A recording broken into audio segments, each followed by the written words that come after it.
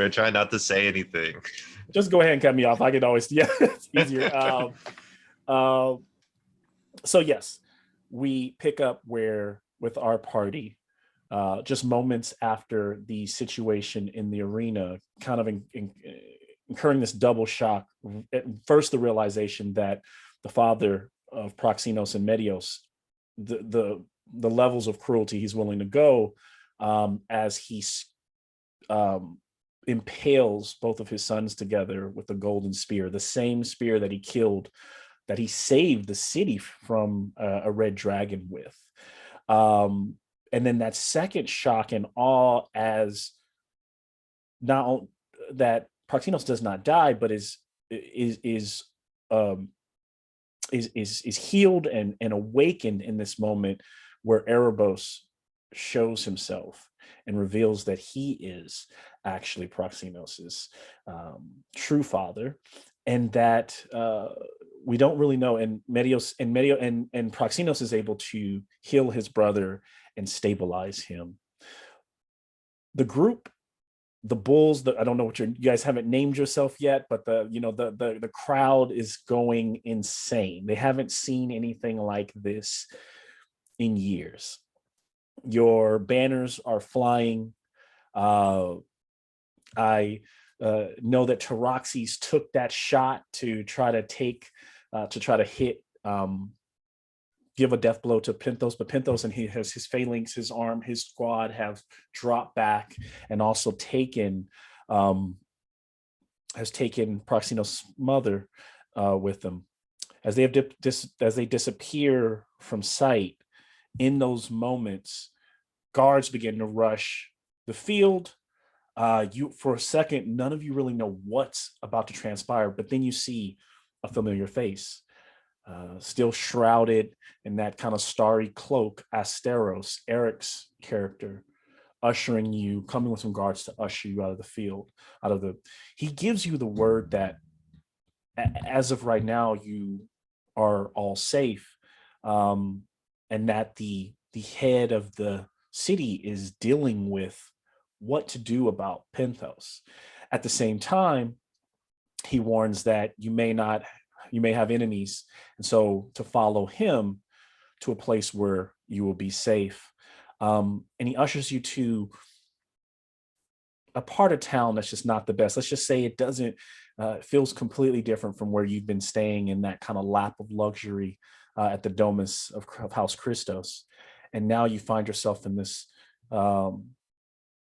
this little home, or this little building in the far opposite side of Akros.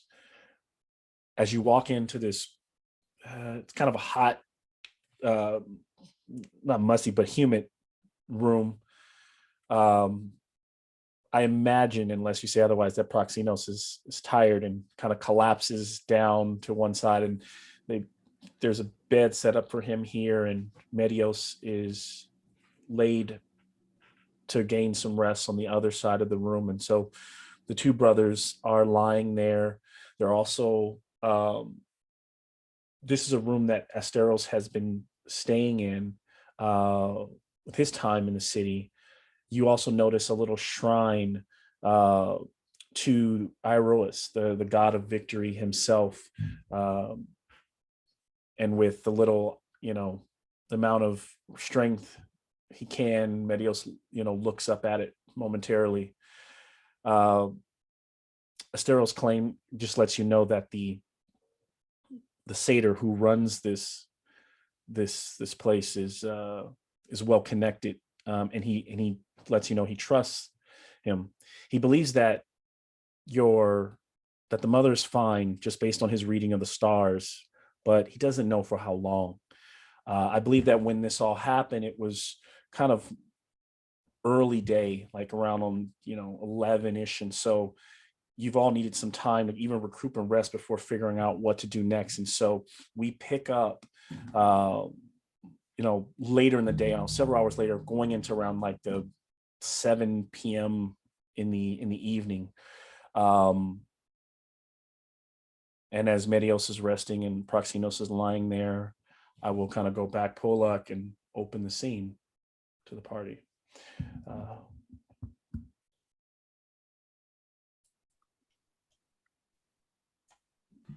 Probably just short rest. Short rest so far, yeah. You guys, crazy things keep happening to us.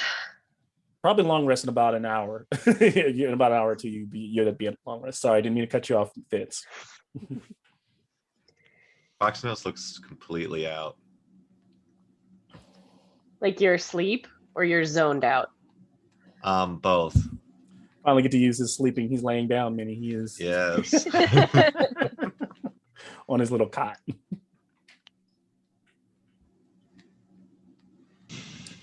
Oh, wait. I think So yes, you have Medios, Taraxes, Pythias, Fitz is here, Apodexis, and gosh, I'm forgetting his name, Jason. It's gonna Telmoon, yes. Thank you, sir. No worries. Like, is this normal for everyone else? Because I feel like it's just been a string of really odd, really kind of chaotic, really intense events. Oh, normal? Is normal? not really, but I was going to ask Proximus, and this is how things do here in Akros. I think he's kind of like passed out, or Yeah. I kick his foot. Nothing is normal when the gods are involved. That, Asteros kind of sits in a corner, meditating to himself, just kind of responding to Fitz. Goes back to sipping a mug, whatever's warm in there. All these gods are a little abnormal, but Taraxes, this is about how much we usually fight, yes? Yes, I believe normal holds different connotations for each individual.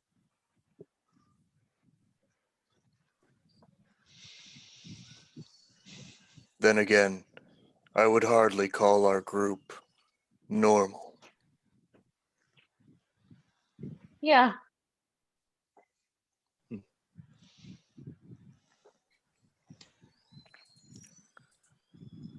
Well, it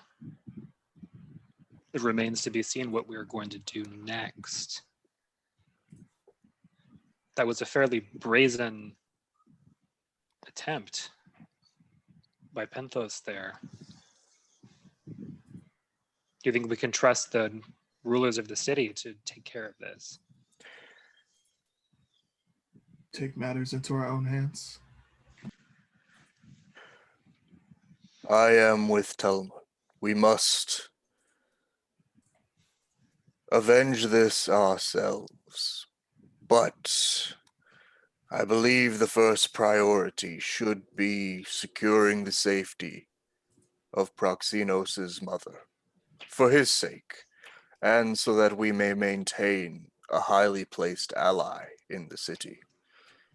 It has been said that we will not face consequences for taking this matter up ourselves.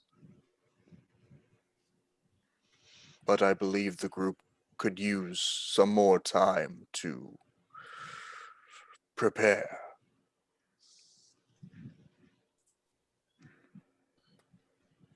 The door cracks and a hoof, first like one little black hoof kind of steps in, and you notice that it almost has like a what do you call them, like a horseshoe, but a very nice, almost like bronzed horseshoe that has decorative attachments to it. And as it swings open there with a long pipe, there's a satyr well dressed behind that door, standing in that doorway. He looks over. Well, THEROS, you've brought to your guest. Nice to meet you. And you notice he has like his eyes are almost a burning, like a burned orange. He has like arrogance to him. His horns kind of curl around the side of his head. Allow me to introduce. I am Bottleman. I am the satyr who runs things around these parts. Let Look at all these beautiful people. Akros is such a stuffy place, and with all the rules and taboos, how can a place with such wonderful athletic bodies and people be so repressed? I provide the hedonistic pleasures only found in a good Seder revel, and so I also do some I also run some gambling, some underground fight pits, and a nice labyrinth that I only for minotaurs. He looks over at Taroxy. Look at you. And he goes, well, oh, Asteros, I got some word on the street, and Penthos is holed up at his domus with the boy's mother, and seeing his flagrant act of dishonor, the majority of his warriors, I hear, have left his command. But his most loyal, a handful, or maybe a couple of handfuls that I don't know, still remain. Knowing the old Christodomus, there are only two ways in. It's the front door, which would be heavily fortified and guarded. You have to do some ass kicking, which I can sure you guys can do. And then there's always the crapper.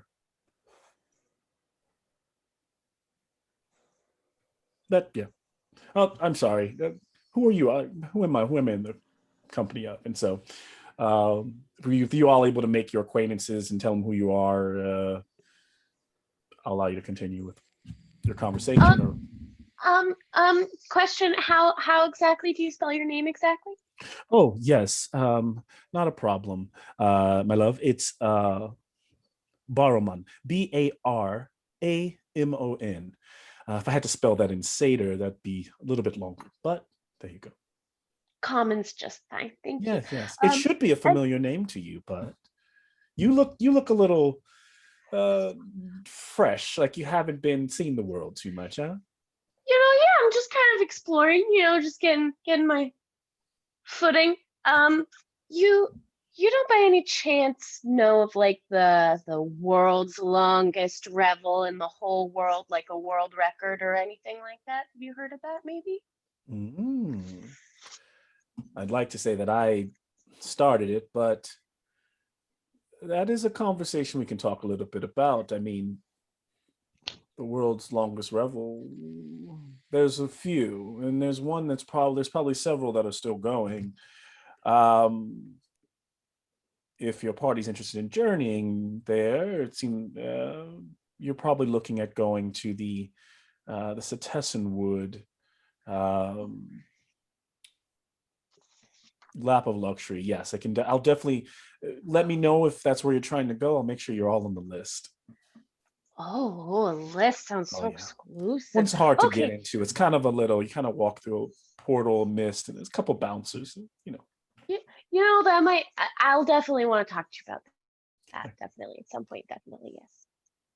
I mean, the way that the looks of it, you probably all do. Probably looks like you need a drink or a hit of pixie dust. So. It would probably be very helpful. But I think we have more pressing matters here right now. And then he takes out a little bag and puts it on the table, and he goes, well, the dust is there if you need it. And he goes and sits by Asteros in the corner.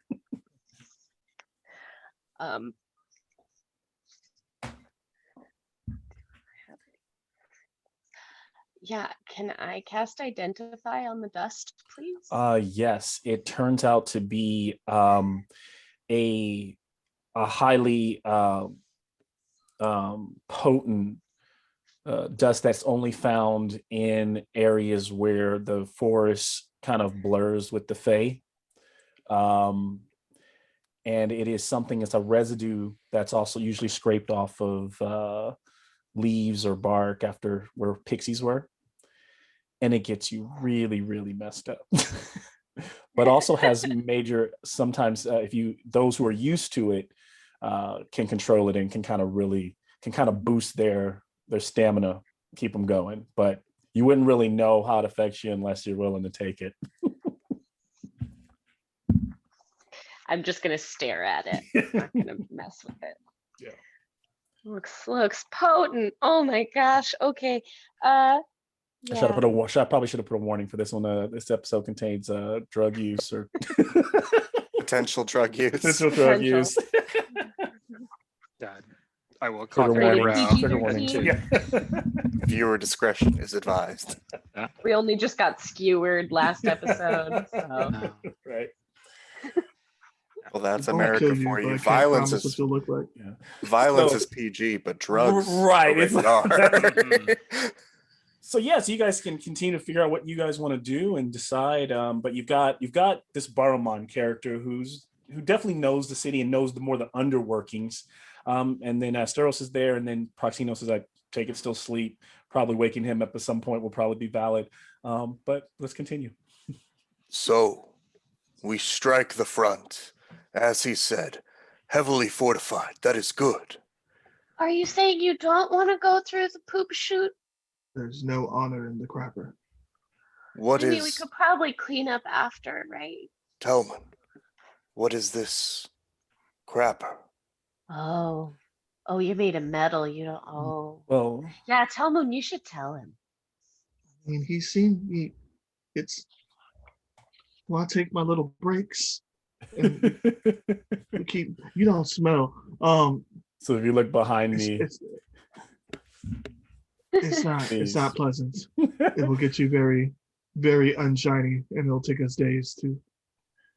it to- actually to could recover. take you hours with just the directions I have. Where it's here in the city, you'd be taking the sewers. It'll take us days to shine him back up. Oh, to you shine see that, him Gloucester? back up. Yeah, but at least you would have the element of surprise on your side if you're trying to save the boy's mother. I'm sure it doesn't feel dignified, but it strikes me as a safer. Believe me, definitely not glamorous, and I will not be going with you either way. But just thoughts there. We have 2 votes for the front door. Ups. I will. A two-pronged assault. I mean, I definitely need a nap before I could do anything.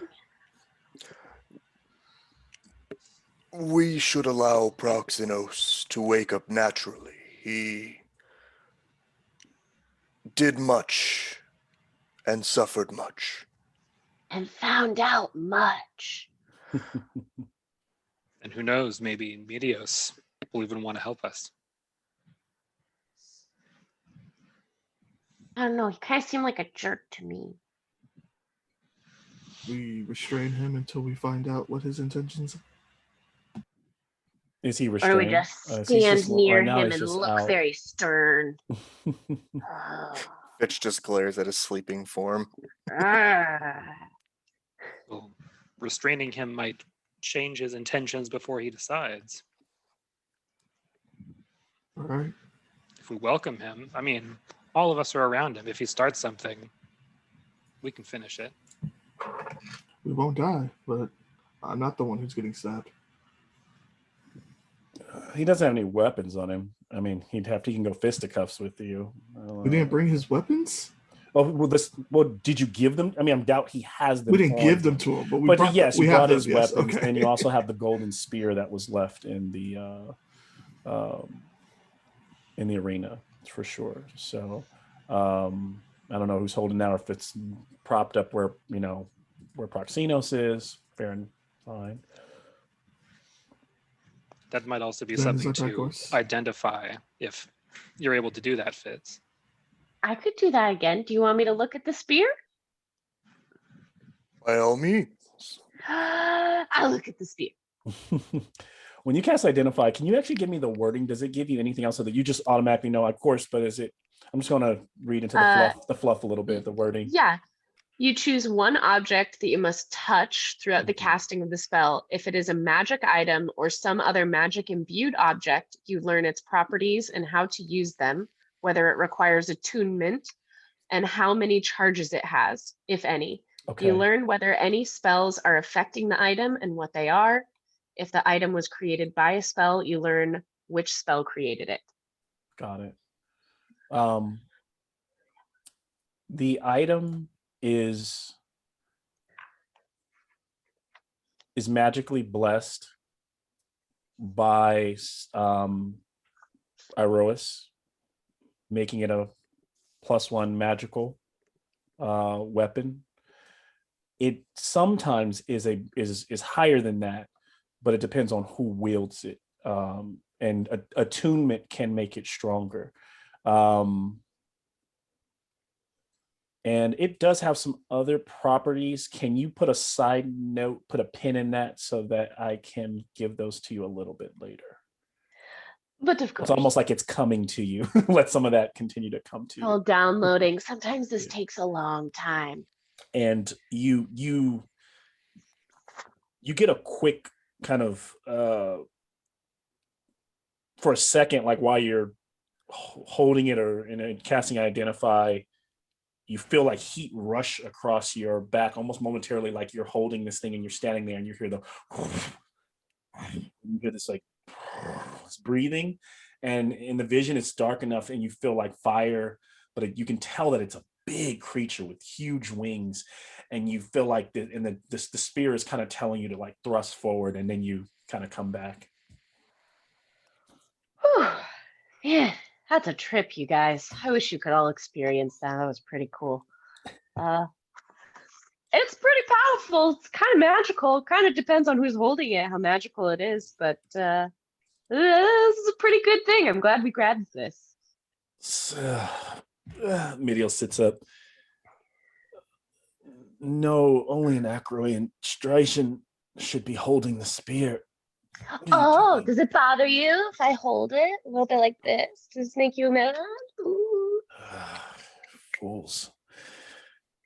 What happened? You got stabbed by your dad. What? I recall the searing, the pain of a blade. My brother stabbed me. Nope, it was your good old daddy-o. The whole city saw it too. You could ask other people.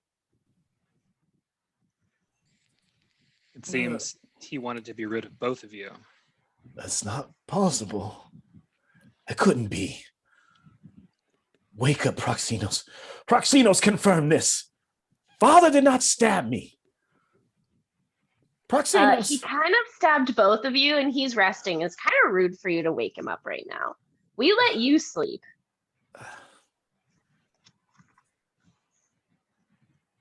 And so why do I still breathe if this happened? Because we're not all bad.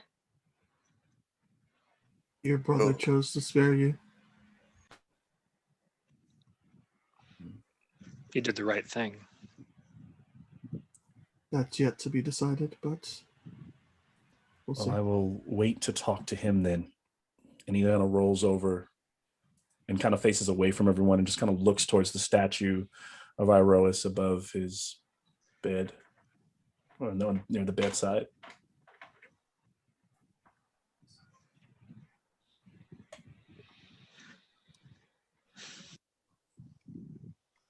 This cannot be. Kind of just mumbles to himself. So anyway, who's trained with the spear? Anybody? And you get the feeling that it's coming back to him, he's not foggy, so he's just kind of dealing with the fact that what you guys said is what happened. And so he's a bit just quiet right now. I mean, I'm just good with like simple weapons and Martial like weapons. and like maybe a crossbow. But I could use it, Roxy, but I know you're it good might with be multiple things. disrespectful. maybe we just hang Disrespectful. on to it for now because it's kind of badass. It would be quite the poetic justice were the spear to be used to claim the life of its original wielder. I know that the poets of Miletus would drool over a chance to pen such an epic, such irony put to paper. Fitz, you're holding the spear and you've been holding it for a little bit. Can you give me a wisdom check?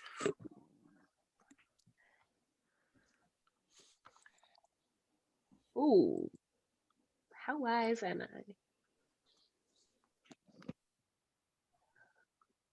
4. Okay. And so nothing, not to scare you, just seeing if you were tuning at all. But yep, it's just a spear. She's just holding it, just a big old object, So it will give you the +1 for you holding it, but it even without a tuning, it's just magical in that way. But its other properties will reveal themselves with more time. Well, if no one else does, Taroxys, maybe you should wield it in battle.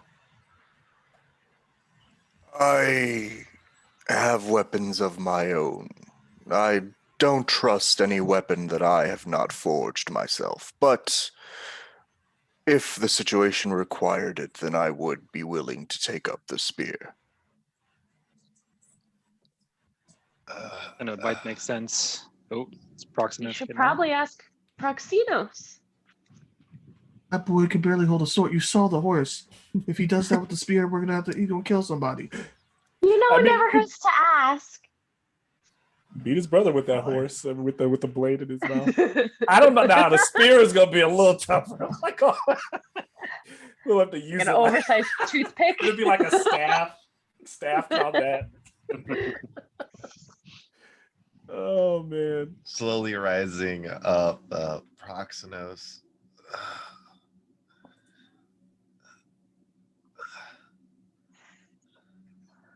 Welcome back, bud. Greetings, son of Erebus. Oh yeah, that happened. Do you remember that? Son of who? What is it? What? Shut up. You all are mad. Agreed. But shut up The and best listen people for now. are. What are they talking about, Proxinos? Before everything went dark, when the golden spear impaled both of us,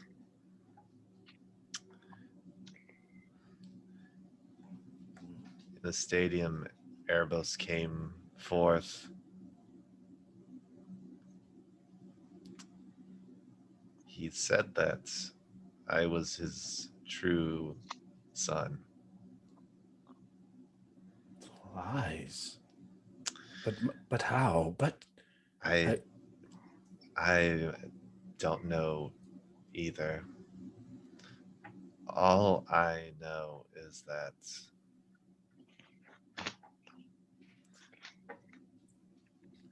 we both were impaled by our father. like, this is insane. It's like a bad dream I'm just waiting to wake up from. Not only do you best me in combat, but then you tell me my own father kills me, and then you're not even my full brother. You're some kind of shadow. But I recall it. I want to say it's not real, but I know I felt the spear holding us together. Why would father do this? Yeah, and he just punches the wall. Question best posed to the man himself. While you slept, Asteros brought a friend to assist us in planning for what may be an assault on your home. Your father has captured your mother and gathered those most loyal to him. We are planning to liberate your mother and punish your father. I first and foremost just want to see Mother safe. Yes. I too. We must set aside our differences for this. If father's willing to do that to me, then I will not fail on bringing a blade to him. Proxenos kind of walks up to Medios and puts a hand on his shoulder as he says, I'm really glad that you're safe. I thought that I lost you there.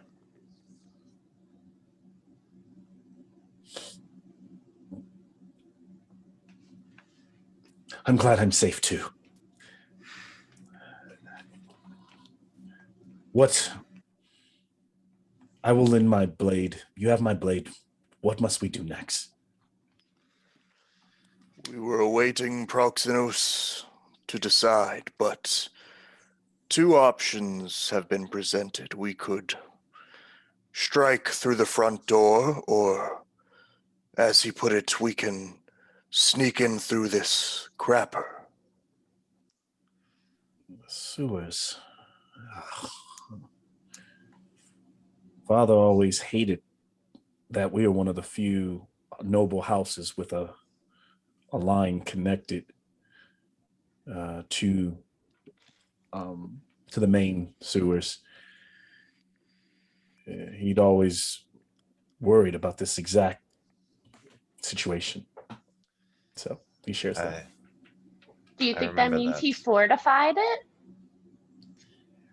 Knowing Father, a lot of stuff doesn't escape his mind. Probably has something there.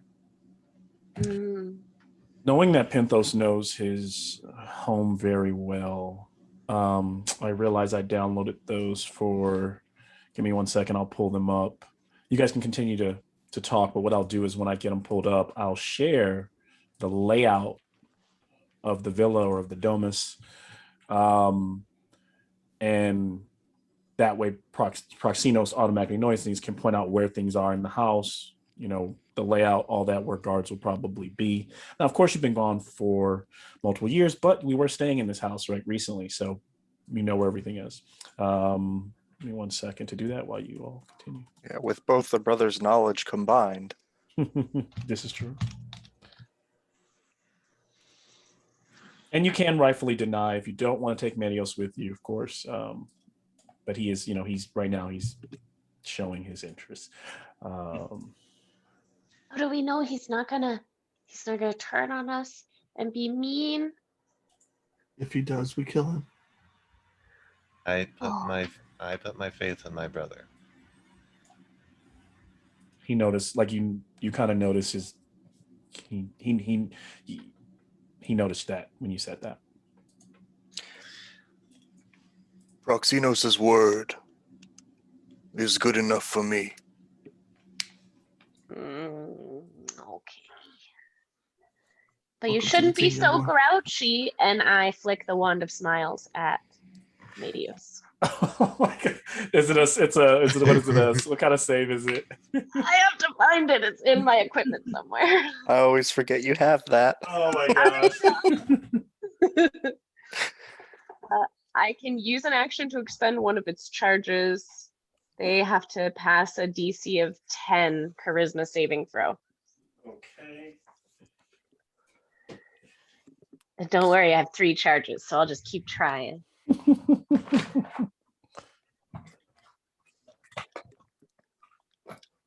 don't have my dice set up since I use D&D Beyond so much. Pull them out.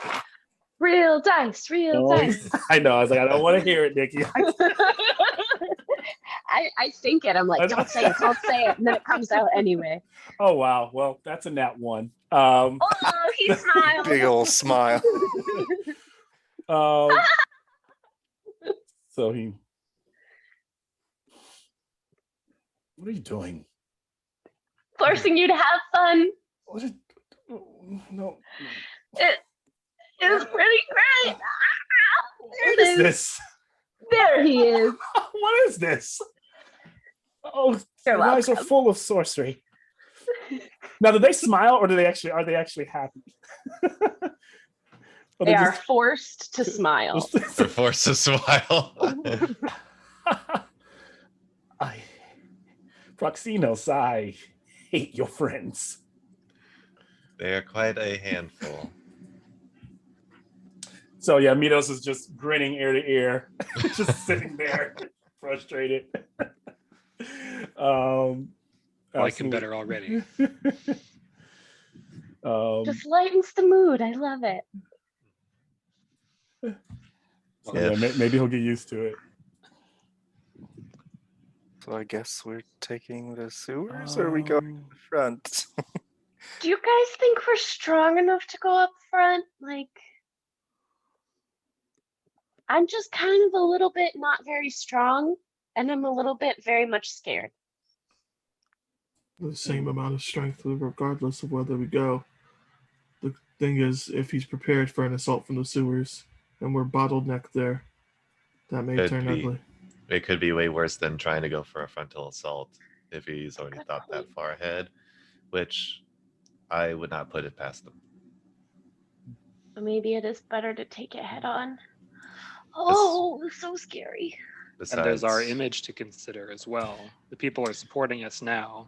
If we sneak in, we might have less of a legend instead of just knocking on the front door. also, Father is a very You're proud assuring person. yourselves a bloody fight, then, as long as you're prepared for that, says Barrowman.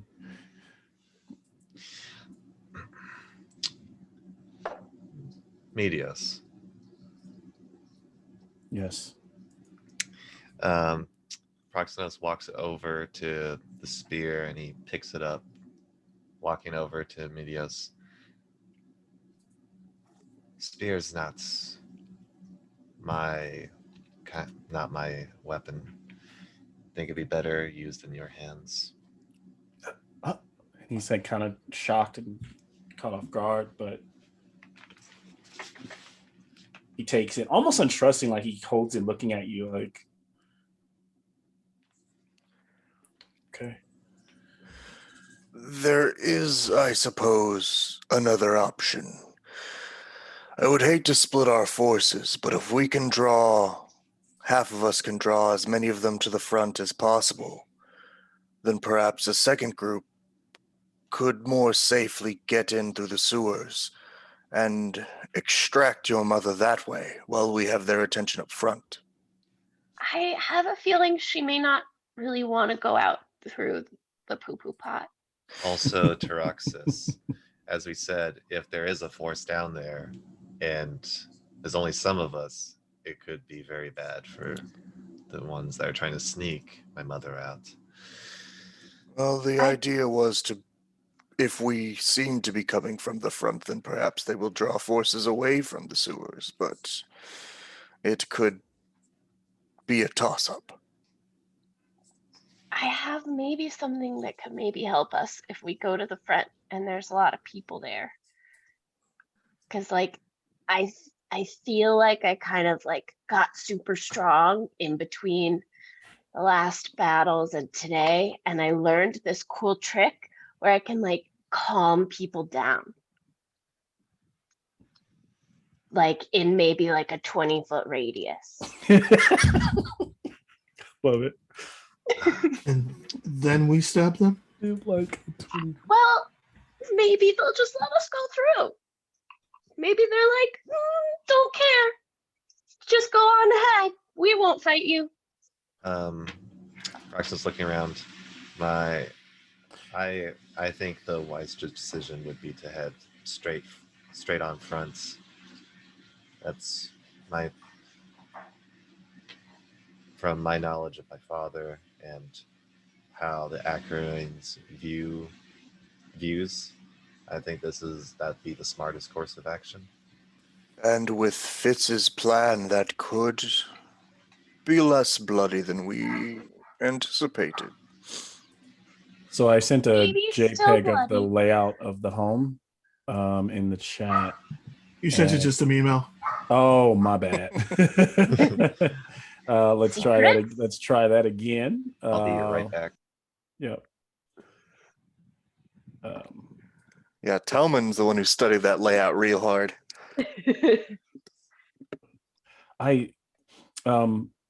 As THEROS says, Man of tactics. whatever you decide, I believe the gods are with you on your decision. Just remember, though, if Barrowman is right, then your father's forces have dwindled quite a bit. I doubt he'd have the resources to. Would he have the resources to, even if he had to split them, would they be as strong in the sewers, or would he put them at the front?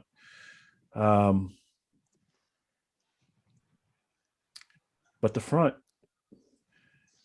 it will be heroic nonetheless if you can bulldoze your way through. May Erebos and Iroas and whoever else is on your side be with you. Fitz just leans down to the little Iroas statue and gives finger guns and is like, "Hey, buddy, watch our back, pretty please." You know what I'm saying? Love it.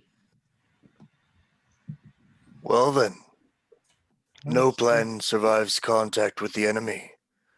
So, let us make contact. Okay. So Alright. can we have that full long rest before we leave? Yeah, you guys are fine. You guys can rest till the next day. You can rest. Pretty much the long rest hit in the time you're having this conversation. You can go by night. You can go by day. There's the layout. Everyone should have it now. So at the lower bottom, well, you probably have to turn it or flip it side. But if you turn it, then the lower south is where the long rug is. I believe they call the atrium is where you guys had dinner that one night. It's right there in the middle. That's kind of like the courtyard. And on the right or to the left, those are the left are where like the servant quarters are at. The right is where like guest rooms are. The room where that big like little hole in the ground is, looks like a well. That's the toilets. There's a training room on the other side, and then there are at the top, highest north. Hopefully, if you turned it the correct way, yeah. Because just know that south is where the long rug is. So up north is where the kitchen is. Beside that is the dining room. On the other side is Pinthos's kind of like his office. And I know I knew all the Greek names for these. I can't think of them right now. So just the office.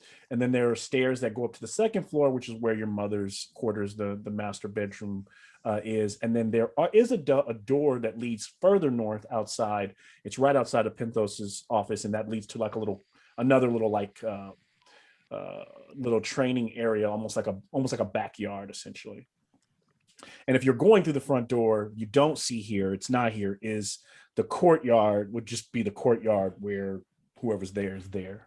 Yeah, so that's not pictured here. But if you go back a couple episodes when you guys first came, there was a little courtyard. That's where you guys would be if you're going straight through the front door. Yeah.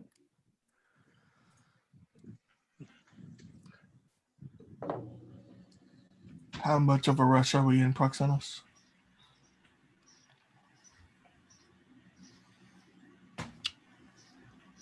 It's hard to say, really. Before this morning, I wouldn't, because Meteos basically agrees he wouldn't expect this to happen. So he doesn't know, he can't think like what father would be doing, what would be his next move at this point. Yeah, he's just holding up and waiting for a decision from the city. No, that's not his style. The longer we wait, the greater a chance that he will attempt either an escape or something more drastic involving your mother. I do not know if time is of the essence, but it could very well be. That's good enough as a reason as any.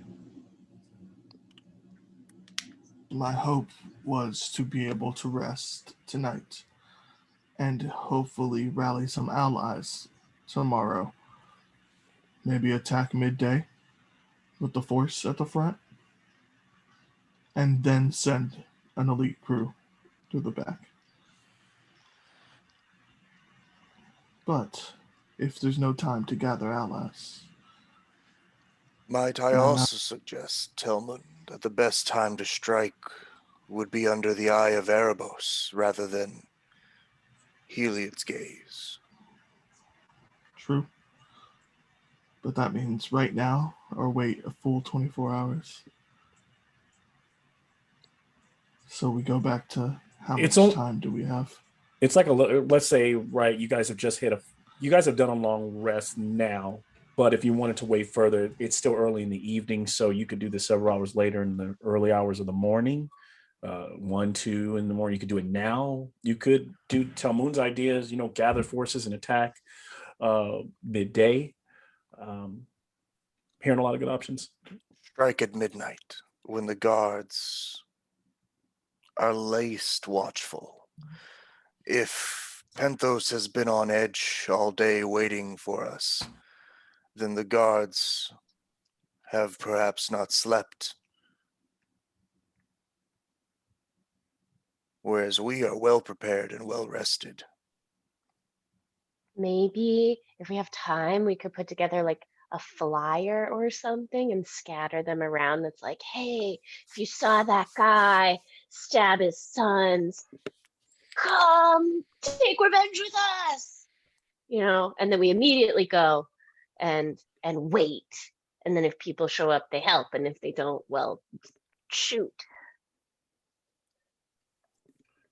I mean, Or we could just just this go. city has Penthos has eyes and ears. I like your thoughts, Lass. Just remember that if you're spreading it around town, you might get word.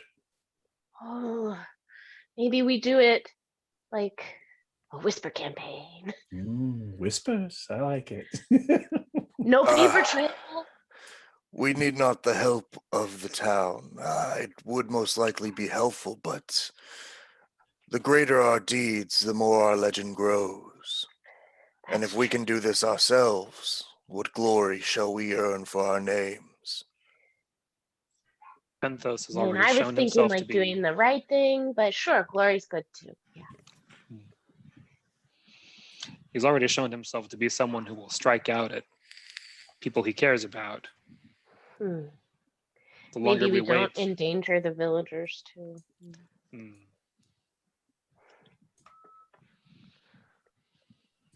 Let us Maybe be off.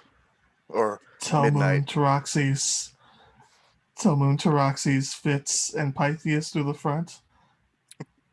Why Well, would no, we split? we need Why one of don't the we brothers. why don't we all just go in together? Because I think we're stronger together.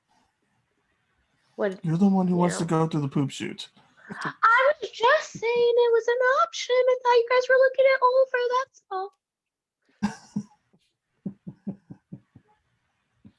Well, I'm all for together through the front. To the front. The front. Let's go. And so the party gathers their things. Hey, Mr. Barramon, could I keep some of that dust? Just Oh yes, yeah. And he like when you pat him on the shoulder, he turns over. He's like, oh yeah.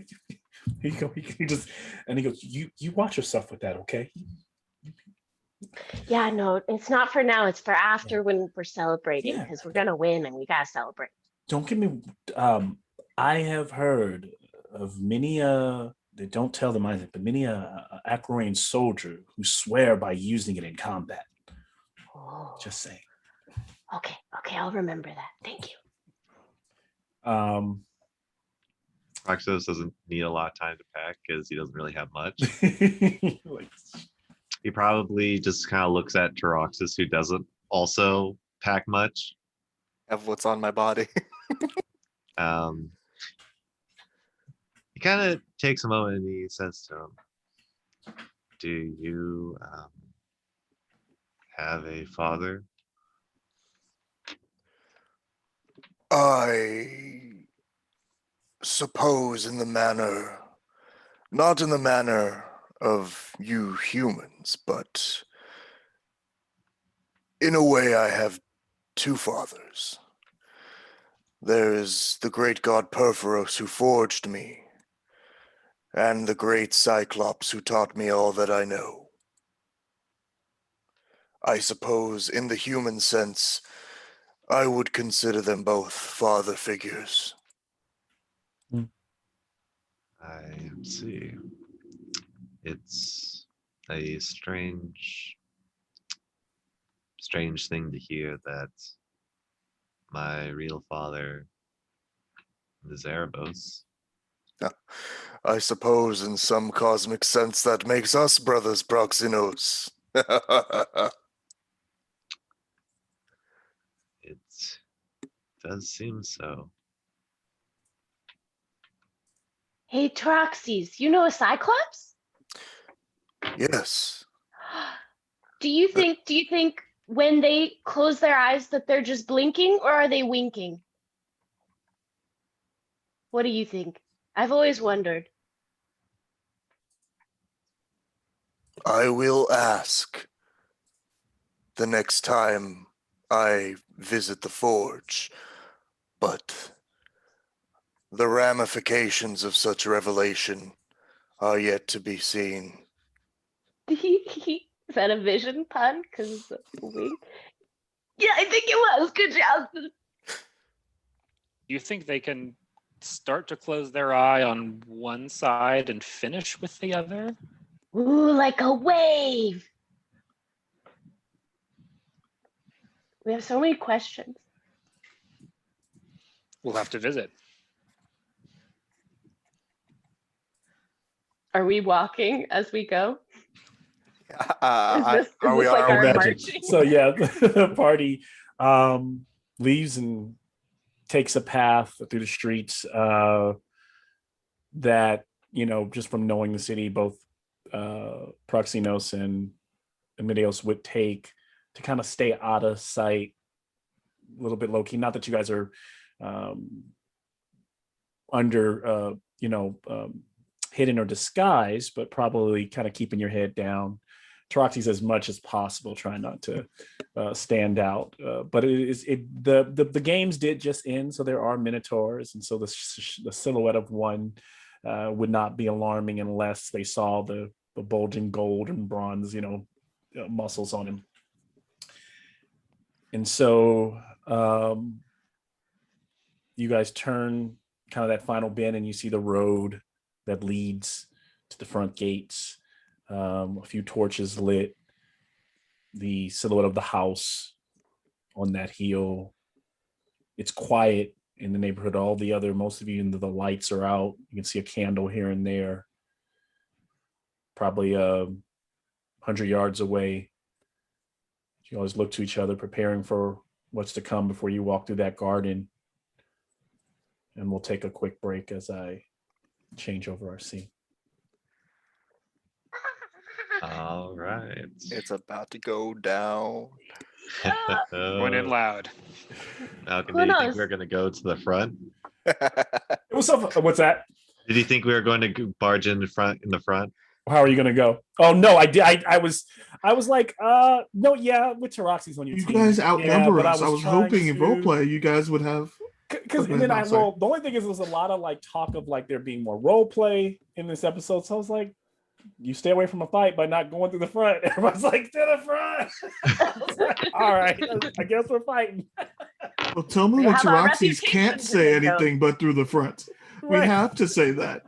I was hoping the rest of them would argue more. I'll be trying. I'll be like, yeah, sure. Like, y'all want to fight again? All right.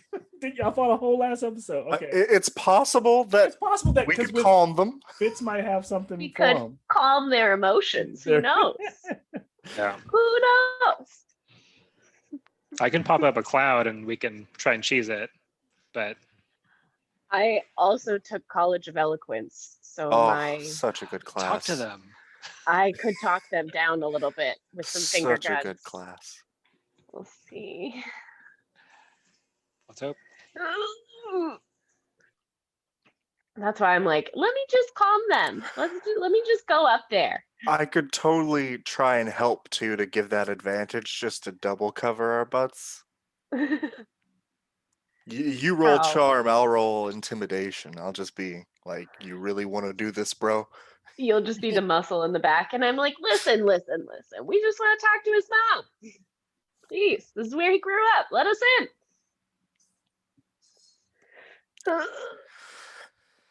We'll see All how it well takes it is works. one to pass. If one passes, we're fucked. Just one of them. Yeah, because that person will still be mad and try to attack us, and that would break it on all the rest. He could Yeah, get but peer pressured by his friends. If all the other There's a ones are charmed, chance that the super chill ones will be like, no, bro, no. Right now, we need to be indifferent. why can't But we? my guess is become- that's not going to happen to an Acrorian. Who We'll knows? see. Who knows? It's definitely up in the air. Yeah, I'm down for the shot.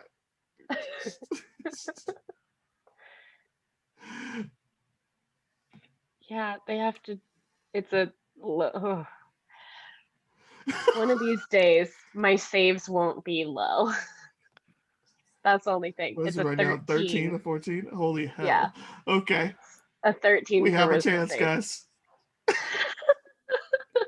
You know, you're saying there's a chance.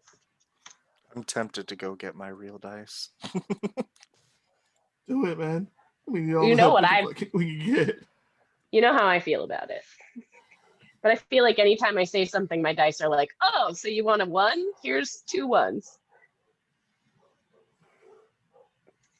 Yeah, these dice haven't broken in, and they don't seem as cooperative as my other ones. Yeah.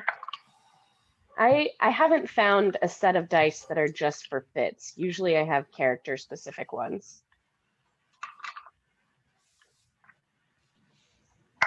Yeah, I need to get some Pythias dice. I just feel like it makes a difference. And even if it doesn't, it feels good in my own brain to say it makes a difference. It's All right. it's fine to have them because you want them. That's okay. By the way, I've- did Renee hit anybody? That's up, also or an option. no? I haven't heard anything. He Yeah, hasn't said anything else in the Okay. chat. Just making No. sure. Yeah, but Nikki's convinced me I'll break out my fancy Ooh. Pretty. with my rolling tray. Has anyone else seen those little book things as an ad on Instagram? That's like a little book that is a dice holder, and then you open it up and it's also a rolling tray.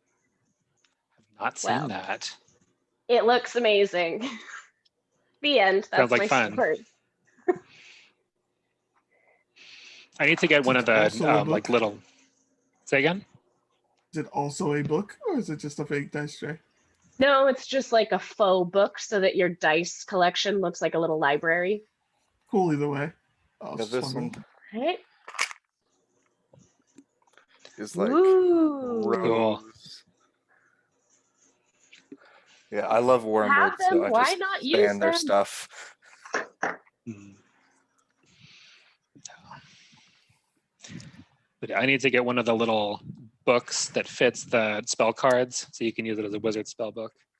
Oh, That yeah. is so cool. And kind of necessary if you play a wizard because it gets ridiculous. I have never played a wizard. Well, How does it get ridiculous? You just because have a lot of wizards spells? you can add as many spells as you can afford. You Oh. can't prepare them all, but But you can have them all handy. yeah, I mean, high And they level have cleric's lots- just as bad, if not worse. So true. Yeah, clerics just have all the spells because. Can confirm. Watch out for monks, though. They've proven to be something of an Achilles heel. I They'll feel like fuck you up. though, There's only one 1v1. yeah. Does it seem with the cleric spells that there's like in the middle it gets ridiculous, like between levels 4 and 6? Yeah, there's Yeah. definitely a drop off in usefulness at a certain point. Yeah. Versus like wizards, 9th level spells they just break the game. It's So ridiculous. 2d6, 1d10. I gotta look at all like my weapons and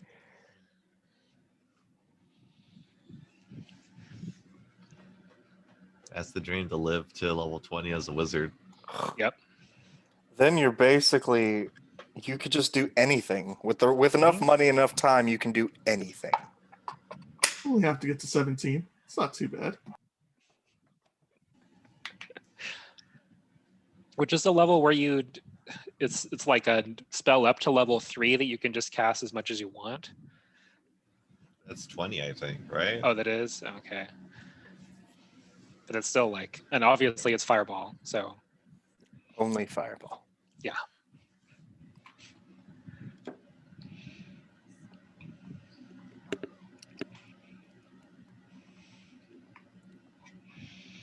I was about to say, Mal made it sound like the sewers was just going to be as much fighting as the front. So I was about to insight check that Satyr. It's like, he really wants us to go through the sewers. What's his game? We'd be coming into such a small room. I'd be so scared of what happened now. Whoever's standing in the front is going to get destroyed. I mean, would We'll see. Taraxis be able to fit? who knows? Like through the That'd be sewers, awkward. probably, but through a toilet? I'd make a hole. Yeah, you would.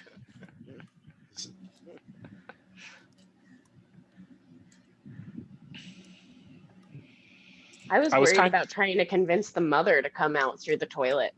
Yeah.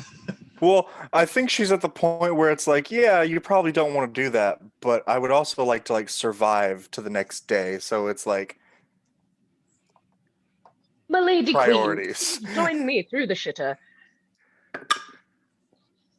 Echo Did- line meta. I was really hoping we would do a pure roleplay game today and hopefully get a few more XP and see what'll happen to us OG third level people. Before we I'm try. We're very close. yeah, I'm It sitting was at, it was possible. It was in reach. yeah, I'm less than 1,000 away from level 4. Can't we still role play? Oh yeah, totally. Sure. The Why not? opportunity will present itself. I have a Mhm. whole list of group names. I'm ready for downtime to let you guys know the ridiculousness I got. Hey! Yeah. Good to have you. I'm afraid to ask Welcome. what trouble you all have been up to. Oh, you're gonna We're love going it. in through the front. Yep. Going in loud. Oh, yeah. Straight through Yeah. the front. Guys, So our Nice. options were 236 XP, guys. 236 is what we needed to move up. One our day, options that's all. are sneak through the sewers or go through the front door. So you want to guess which? Yeah. Yes. I'm sure that Apodexis and Proxos need to talk as well. I'm pretty sure they do. That opportunity will, I'm sure. How are we gonna get Zen through the sewers? Don't give me that. Good point. Well, Zen's probably still out drinking, honestly. Like he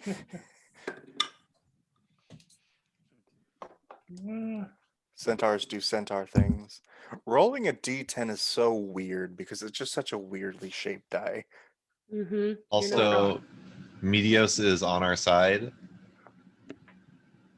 Oh, and we gave him the spear. We being Nick, Yeah. who trusts him completely. Yes. And I'll put we that pride of trust my- Nick. Yes. Okay. I we trust my brother. We identified the spear, and it is a magical spear from Irois, and it's at least a plus one. It's a +1 magical, sometimes higher wielder, depending. Attunement might also help, but is not necessary to make the weapon stronger and more TBD. Which makes me think that you'll probably learn more if you attune to it.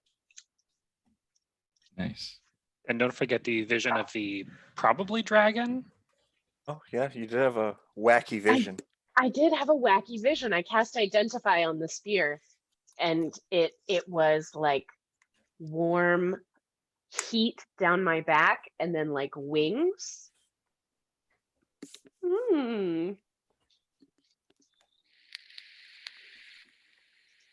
Curious? Oh man. Was Very it? curious. Could it have been used to kill a dragon? Oh, it was I think it 100%. was. It was Yeah. already used to kill a dragon. Yeah. Wait, was this the we one that knew. his father used? Yeah, We the have one- it.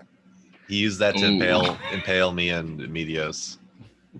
I also have some drugs now. Fairy dust, Some pixie highly dust. concentrated. Only good things can happen with that. Mhm. How would you guys like to your kind of marching order or span out, or how are you approaching on that walk up? You know, there is an archway. It's not really a gate. I mean, there's a gate. There's like a small wall that can easily be scaled, but through that gate you can clearly see beyond that the silhouettes of soldiers, definitely guarding or outside of the home. They haven't spotted you yet, right? So it's like just wondering how you guys want to do it, or how you plan, or like are you going in there to kind of make some noise and call them all out? You guys Do we want to just waltz up like we own the place and just try and walk in and be like, "Hello, fellow kids, how do you do?" and just try and walk in? What do you guys think? What do you want to do? It just roar.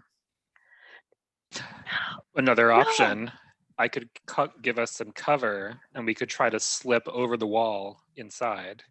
Oh, I like that idea. The less amount of contact we have with people, we just want to get in, talk to the lady, get some answers and a plan and a direction, and maybe rescue her and get out. Right? Would like to point out the more enemies we pass by sneakily, if this goes wrong, the more will also be behind us. Not But wrong. the fewer in front of us. Also, Teroxis, I don't think you're too good at sneaking. The climbing. My body clank.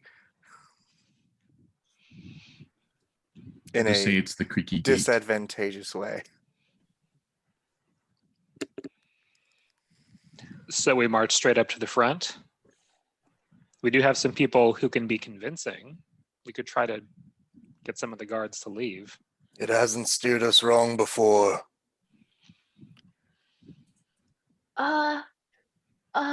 What about that cover? That cover sounds pretty great. What if you made cover and then we slipped past the guards? Do you think that's possible? Just a little tippy tap right past them. Well, there's still the problem of Teroxis making Not noise. so tippy tap. Yeah. Can anyone make Ju- it very quiet? Does anyone maybe have that special ability? No? It's- We left our Gloomstalker at home. Dang it. I do not have it yet. Oh gosh. I can just make someone kind of heroic. Let's go greet them. So I suppose, as is my duty as tank, I'll be up front, Yeah. maybe with Fitz kind of like behind me to do her wicked moves. Yeah. Do you Proxinos, do you want to be up here? Or do you want to be in the anyone from the house want to maybe yeah, I come can. with us maybe? Ugh. Be the I can other go brother. Perhaps both brothers should approach first so that you are the Yeah, yeah. first they see. And Looking we'll back just at be- Medios, you wanna we'll come be up behind with me you. Let's go. and walk up together? And we'll be right behind him in a flying wedge formation. There we go. All right, so I got the rest of the party kind of flanking on the sides here. As the two brothers walk up, there's this it's a warm, cool, kind of there's a bit of a breeze, but it's a summer night, so it's nice. And as you walk in, the guards don't say anything. You can tell the eyes are watching you. There's a deadness in the air, and knowing what you're dealing with, you expect it. You don't, there's not the typical call out of guards who, well, what are you doing coming here? There's no shit talking. And the minute you step inside of the grounds, they all just drop back and shields go up. Proxinos, can you give me a perception check? And I'll give you advantage because Medios is with you as well, because you guys have also been trained to fight in these types of situations or be in these types of situations. 19. 19. And so what you're able to tell is that, at least from what you spot right now, you only spot this because the Strations, his arm guard, the hoplites, you can spot 3 of them, 1, 2, and 3. You see 1, 2, and 3 other guards, and they seem to be they're usually on the roofs, and that means they're probably armed with spears or bows. The hoplites are the more dangerous in close combat, or the Strations. And so that you're just like kind of picking out, all right, so he's there, he's going to do that, okay, and kind of figuring out the attack patterns or the strategy going forward.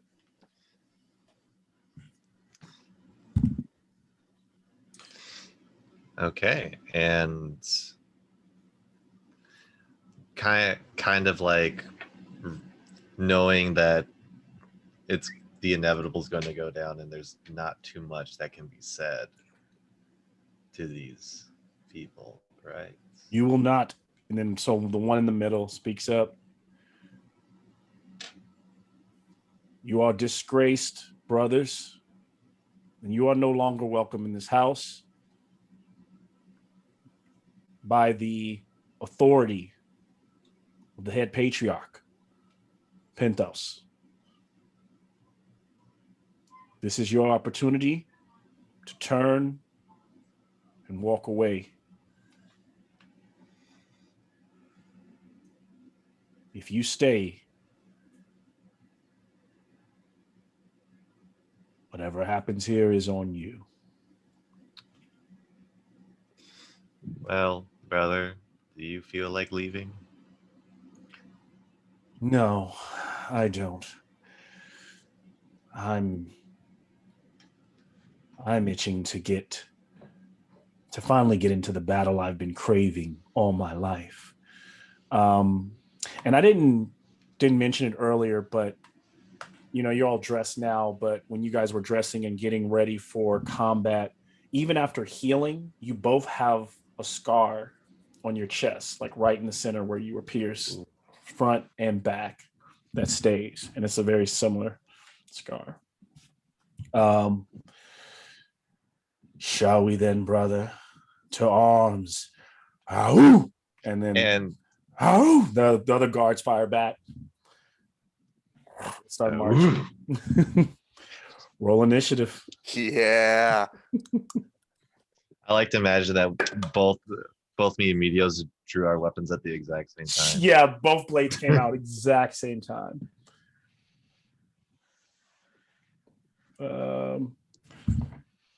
Taroxys, what did you get?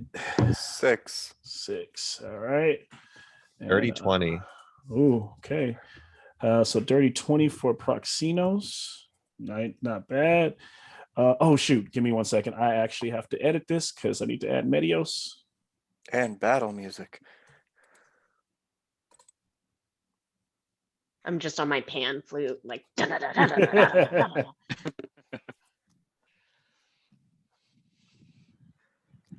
moment you've all been waiting for. I All right, imagine so- Fitz was like getting ready to interject and then sees that they're just like, no, let's fight. And so she goes, ba, ba, ba, ba, ba, ba, ba. Yeah. Fitz, what'd you get? Speaking of 13. 13. Telmoon? 8. 8. Me and you at the back, buddy.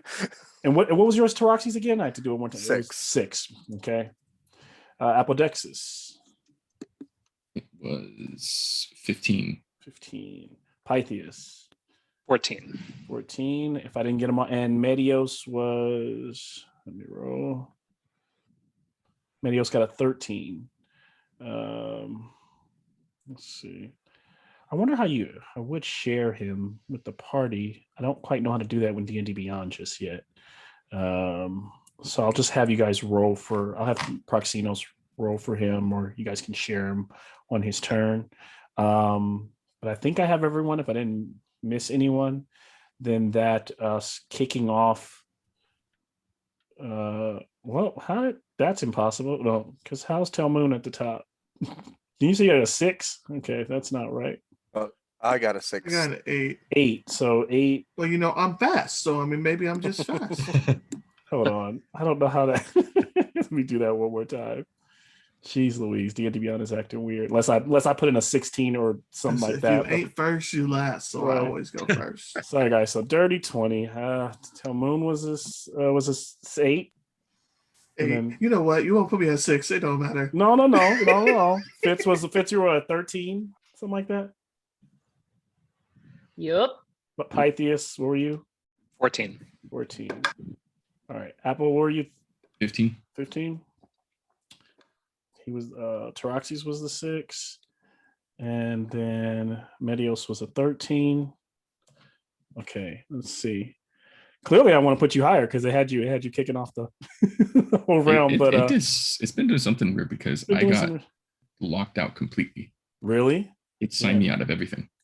So weird. Okay, so Apodexis is first, followed by Proxinos, and we'll go from there. So, Wait. No, Proxinos because he has the 20. Yeah. Yeah, it's doing something really weird. It's like not putting things in order. All right, and if not, I'll go to. If this doesn't work this time, then geez, everything. Then we're gonna go to pen and paper here.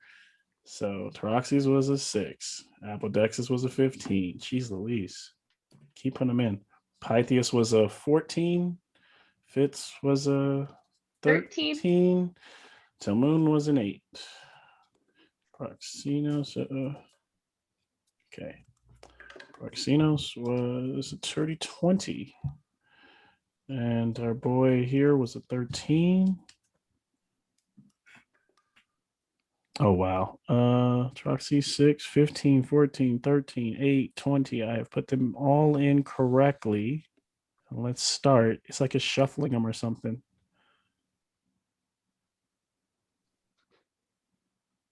Strangest thing ever. It's not working at all. Yeah. D&D Beyond is kind of broken. Nothing's working right now. Nothing's working. Yeah, it's literally just randomly like this time it started with all the guards, then no, I think it's right this time. Those guards are good. Proxinos, Apodexis, Pythias. Okay, this time it actually works. I just was surprised that the guards actually auto rolled high. Okay, so we're good.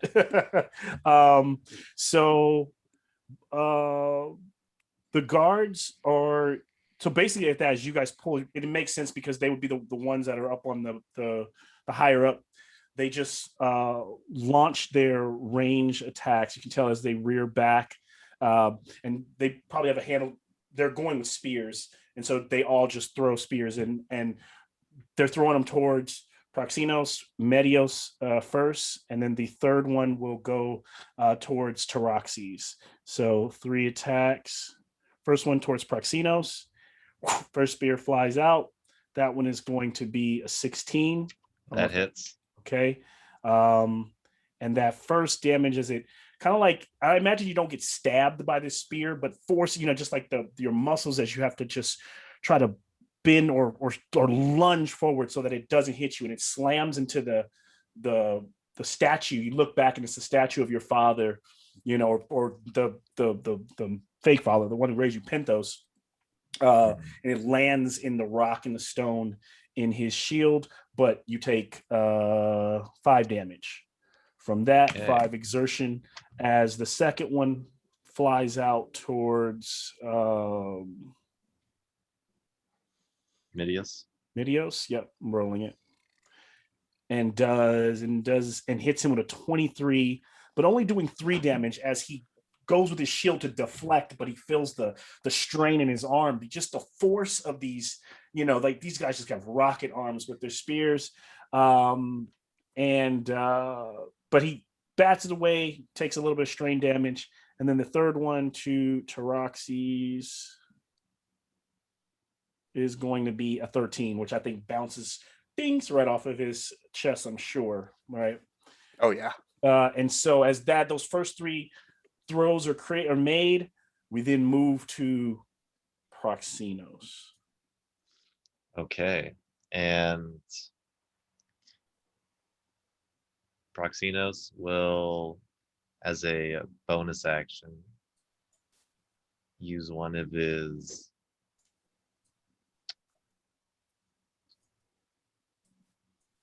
actually Proxinos will use Healing Spirit as this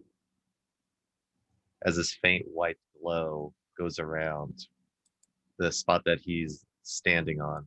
He'll heal for 1d6. Okay. And as the light's kind of coming over, you see as he's transforming into a horse So with a sword in hand, or not in hand, but in mouth. mouth, Yes. the horse comes out. What color is the horse he transforms into? So the horse's fur is brown, like the same kind of like color as like the House of Christos's banner, and the mane is a grayish mane. Okay.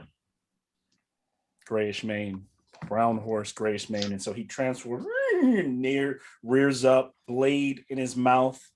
Anything else he wants to do, or So you see that he's kind of like standing there, like looking at the guards that are standing right at the front.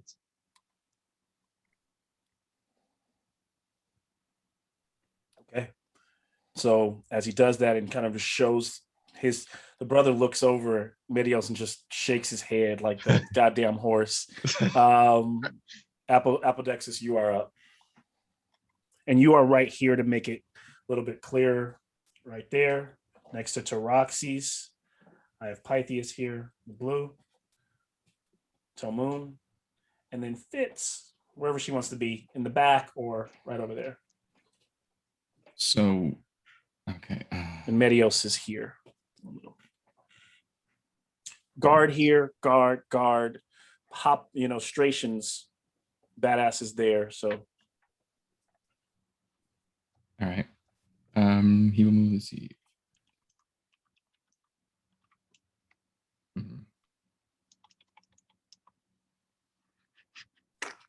You know what? He's gonna guys in the middle aim just for walking down the stairs and like slow motion, their capes billowing.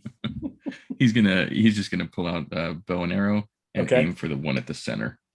With this one in the long bow. center, right there. One in the center, yeah. Release the bow. 22 to hit. Oh, that's going to hit. Go ahead and 5 damage. 5 damage. It is. So he goes to deflect it, and he kind of moves, and it hits like right inside of his helmet, like pushing his head back. So like almost it could have been a headshot, right? And he's nicked, and you can even with with your keen eyesight, you can tell that he's like bleeding under the mask. Nice. And let me see if I can do anything. Okay.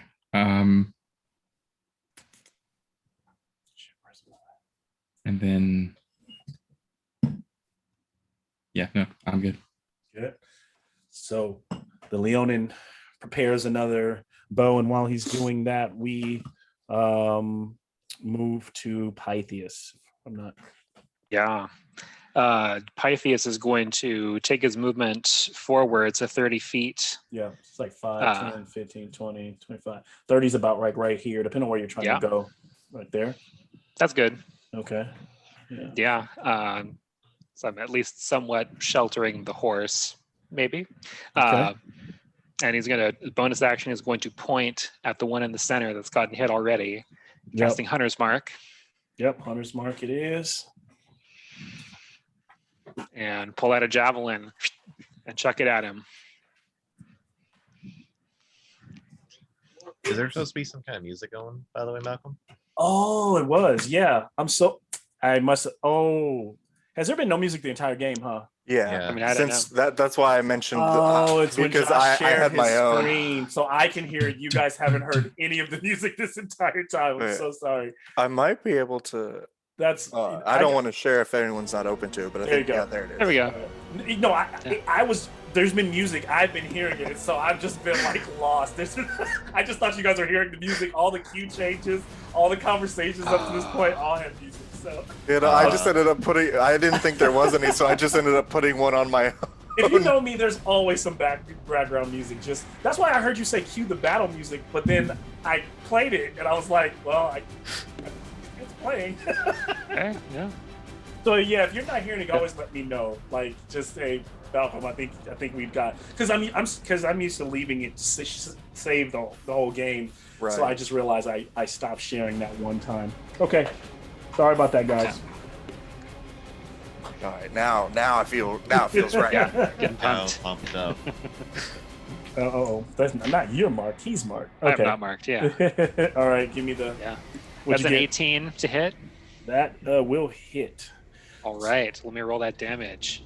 Plus And this the is what hunter's are you said arrow as well, or mark. It's a javelin. javelin? So Yeah. That's 10. 10 damage. Ooh, nice hit there. Sorry, I'm looking for the guard that's supposed to take it. Okay, takes the 10. And so the javelin, like after he's just taken an arrow, your javelin, like because he kind of like goes outward with his shield, the javelin lands in his shoulder, going through the breastplate of the armor, and he's just like and he just basically like taking the shield as in probably impossible to do in real life, but just slamming it down, breaks the javelin off, and still like pierced out of the back of his back, and just gets back in the fight. The back of my mind, like, come on, man, I needed that. but yeah, good. I mean, good amount of damage there. We move to anything else before you want to Pythias? I'm all set. Okay, so kind of camera spins around. Fitz, you're right there, and what do you want to do?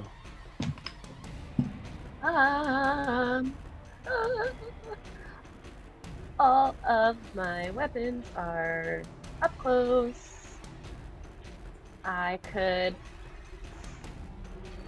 Okay. You're right. Yep. There. Here. Got the guys over there. And these are all allies over here. And Yeah, everyone these over are all here your is folks. These are us. Taroxy's right there. All your folks. Nothing says you can't stick to your original plan. See, there's this fancy spell called Shatter. I don't know if you've ever heard of it. I don't have it. I don't have it. No, with the thing I was gonna do, they have to kind of be clustered together, and they're kind of spread out, so that makes it kind of hard. So I am going to, if there's a range on this.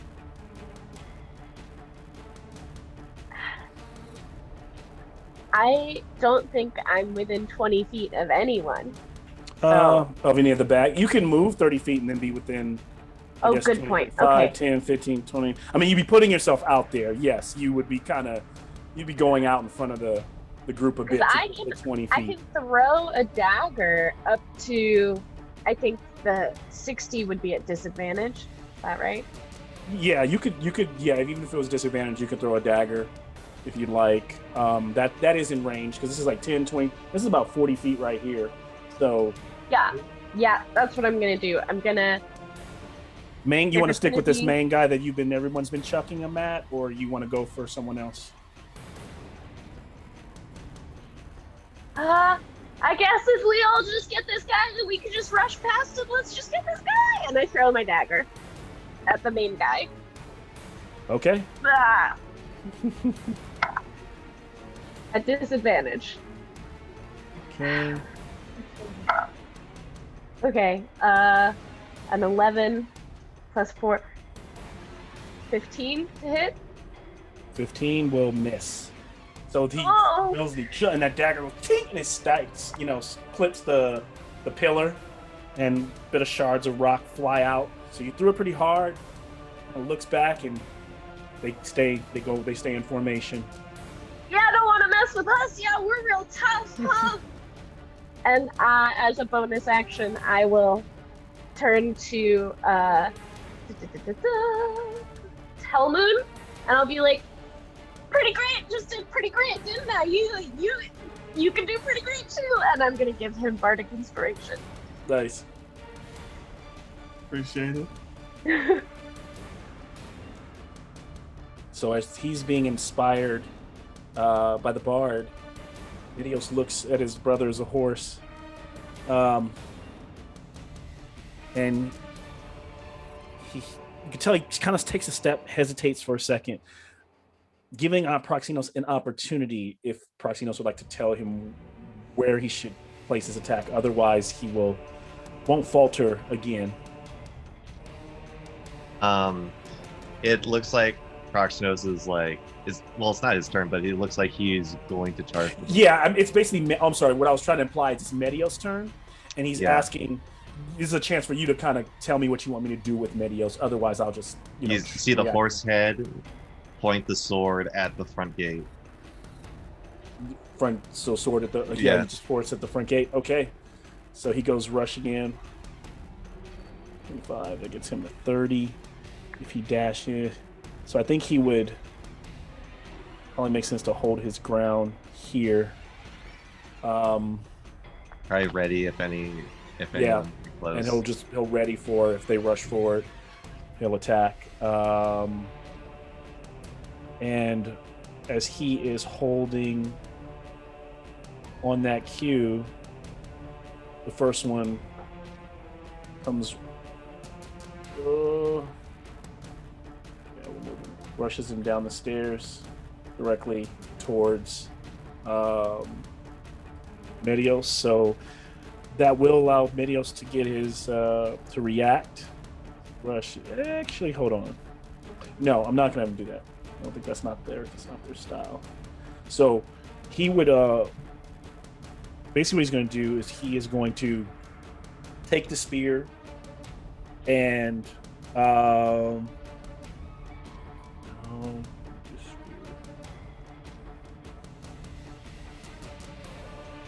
so he's going to. We watch him drop back, and he takes up like a 3/4 cover, and then the other two guards, the other two hoplites, will do the same, and they get arm to arm with each other. But they're basically, the way they're moving is they're kind of like they're locked up. They're like kind of creating a wall on the front door, and then that's all they're. And then one of them will throw the spear. The one in the front just goes ahead and chucks the spear, and tries and is going to throw it at Medios. Wow, and it completely misses. But he gets 2 range, so he.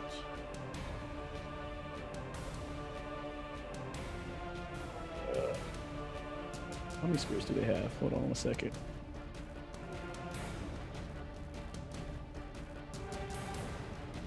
Okay, so yeah, he'll do that one more time, and that will be a 19, which, let's see if that hits Medios. And so Medios is hit anything over a 16. So the spear does. Medios will take 7. So I'll describe for you. The Medios is kind of clipped across like the right leg or left leg, and it opens up a huge gash in his leg. That's 7. If you remember fighting him, he didn't have very many hit points like you, Proxinos. So a little bit more than normal before you turn into a horse. So he's not looking like he's going to go down, but a few of those could Could hurt him pretty badly. Could put him down. And we will move to Tel Moon.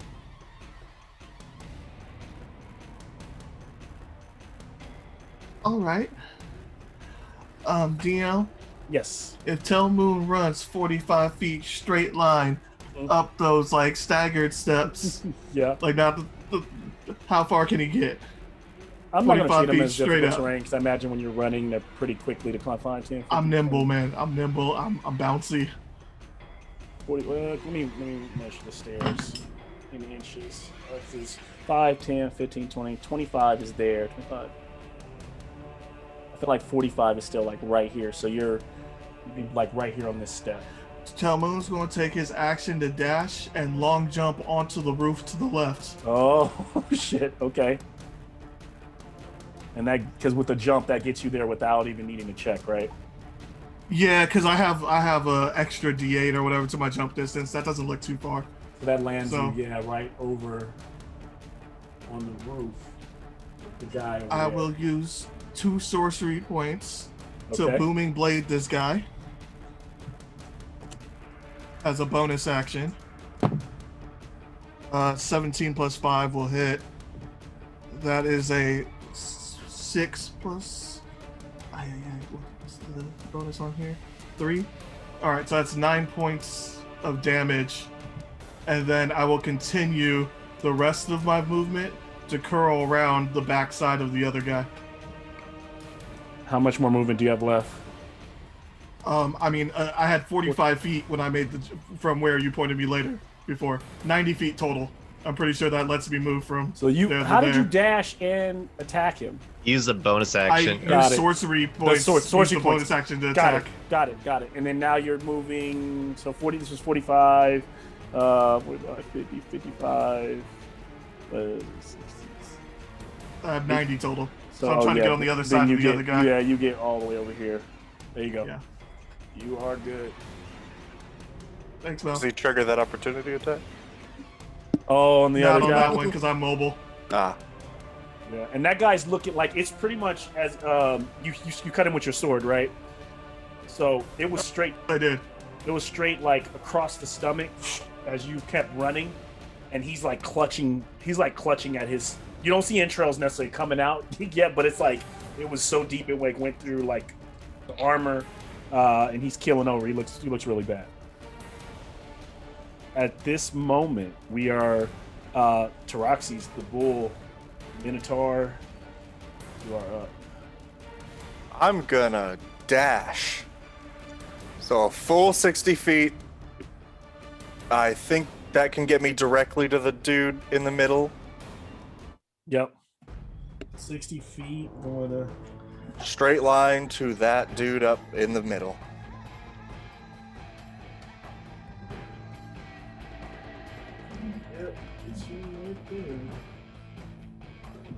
All right. And as I bash into him, I activate my Goring Rush.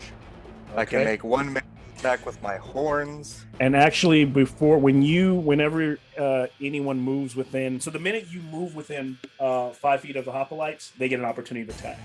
So he strikes first. Have at it. Yep, it's their hold the line move. So he gets one attack. You make that, and then your Goring Rush will stand. And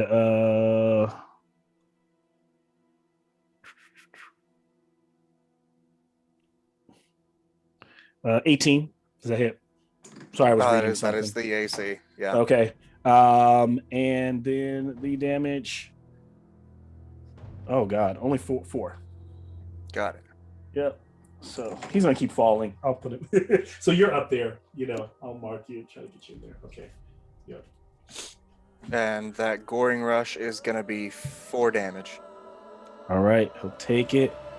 He's struggling. So he's still holding on. This guy's been taking a beating, and he just there's no talking, fighting, just kind of grunting and the clashing of the weapons back and forth. The fight continues. Oh, and then that was just the rush, right? That was just the goring. Yep. So, That's the turn because Oh, that's my the turn. action was to dash and the bonus action was the goring rush. okay. Does the Goring Rush make him make a save for like going prone or anything like that? No. No, that's Okay. that's a separate ability. Got it. Okay. So then he rushes in there, kind of throwing back you're surprised at how they still kind of lock their shields and keep their formation after that hit. And then we go to the top of the second round as one of the guards is trying to hold it together. But being the kind of soldiers they are, these guys, you can tell Moon clearly aren't the highest. They're literally just guards. They're still like in training. They look a bit younger. But this guy just kind of, you see there's a section of spears where he just kind of picks up another one they had like lined up on the roof, clutching his stomach, bleeding through his helmet, chucks one at you, and that would be 18. Just hits. And actually, am I? No. Hold on. Wrong. I need to go to the other stat. So Can't I'm have gonna to move it all to do that. I was about to say, does he have any cover? this guy right here. Yeah, I'm saying like he kept his feet still. He just stood still and picked up another one. And didn't have You want me to? move? They've been stationed there, just throwing them from the. I'm just asking. I'm asking because of what I hit him with. If he moved, he takes damage. So if he didn't move at all, then he's not moving. No, he's just picking up another spear and staggering. I imagine like flavor wise, he's like but he's not moving. He's not moving towards you. He's not moving away from you. He's staying in his 5-foot radius bubble, and just shocking one. I will roll that again because I don't think that. Oh no, that hits. That's actually higher. It's a 23. It's a nat 20. So I was rolling with the wrong guy before. So the spear will do 6, and then a regular. We'll do 12 damage total. That hurts. So you kind of catches you across the back. He kind of flies off, doesn't land in you. Almost hits the other guy. He staggers back as you and him are clashing blades. Then that guy goes pretty much starts trying to fight you and will attack the same way with his spear, but this time in melee range. That's a 15. I don't think that doesn't hit you, right? Because you're 18. 15 total doesn't hit. Yep, Yeah. Doesn't hit you. So you so block that. Mm-hmm. Reaction to stab him back. Okay. Oh, actually, never mind. I haven't done it, so I can't do that yet. Oh, okay, got it. So those two guys are doing that. The guard over here kind of moves into a position, stays where he's at, and throws a spear down at Pythias.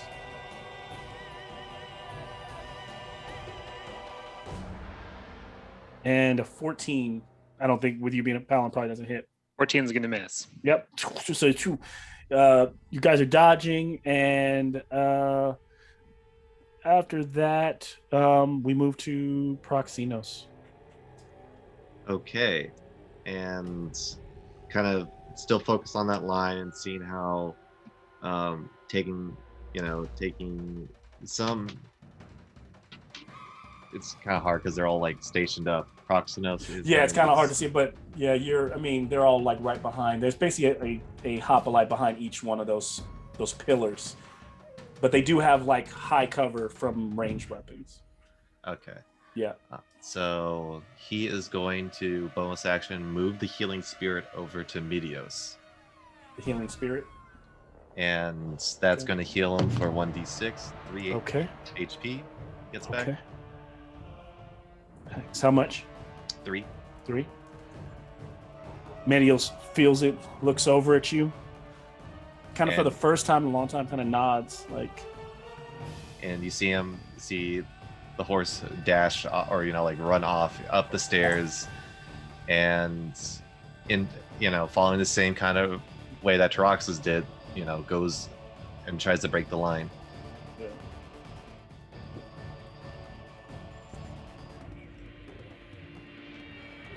All right. So as you rush in, same thing. Those spears come from, strike out. It's almost like pretty much the Spartan style. They strike first. They get the opportunity to attack as you move in on them. Right. So the first one getting that one strike at you. And I did. Will be 16. 16 hits. Okay.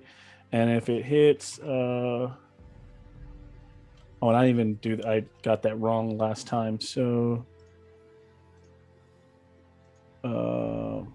okay. So whenever you're hitting this way, it does the regular damage plus an extra D8 damage. So it'll be a roll pretty low. So it was the second roll was low, the D8 damage. So you just got a 10 damage, 10 total damage. It's a 9 and a 1. So yeah, and then now you can still attack. So he almost as you're pushing forward, one of your like right around the breast area, the horse gets clipped by the spear. A bit of blood splashes off, and then you rush into him. And I strike with my sword. Okay. That is a 23 to hit. That will hit. This is the second one. This guy hasn't been touched yet. All right. And that is 11 points of slashing damage. He'll take it. Slashed. He like pushes like almost like the your whole slam in your front of your head, push the shield away, and then the blade goes in like right into like this chest area, comes out. He backs away, but continues to fight. And the healing spirit drops away because I lost concentration. Got it. All right. Healing spirit drops off of. And then if you're done, then we move to Apoplexis, who you're still back here by the fountain.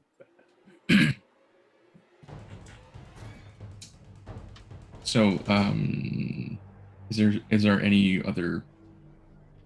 2 guards up there. One of them that got just slashed by Telmoon. There's one guard there, and then the other 3 are holding tight behind the pillars on the entryway to the house. Okay. So,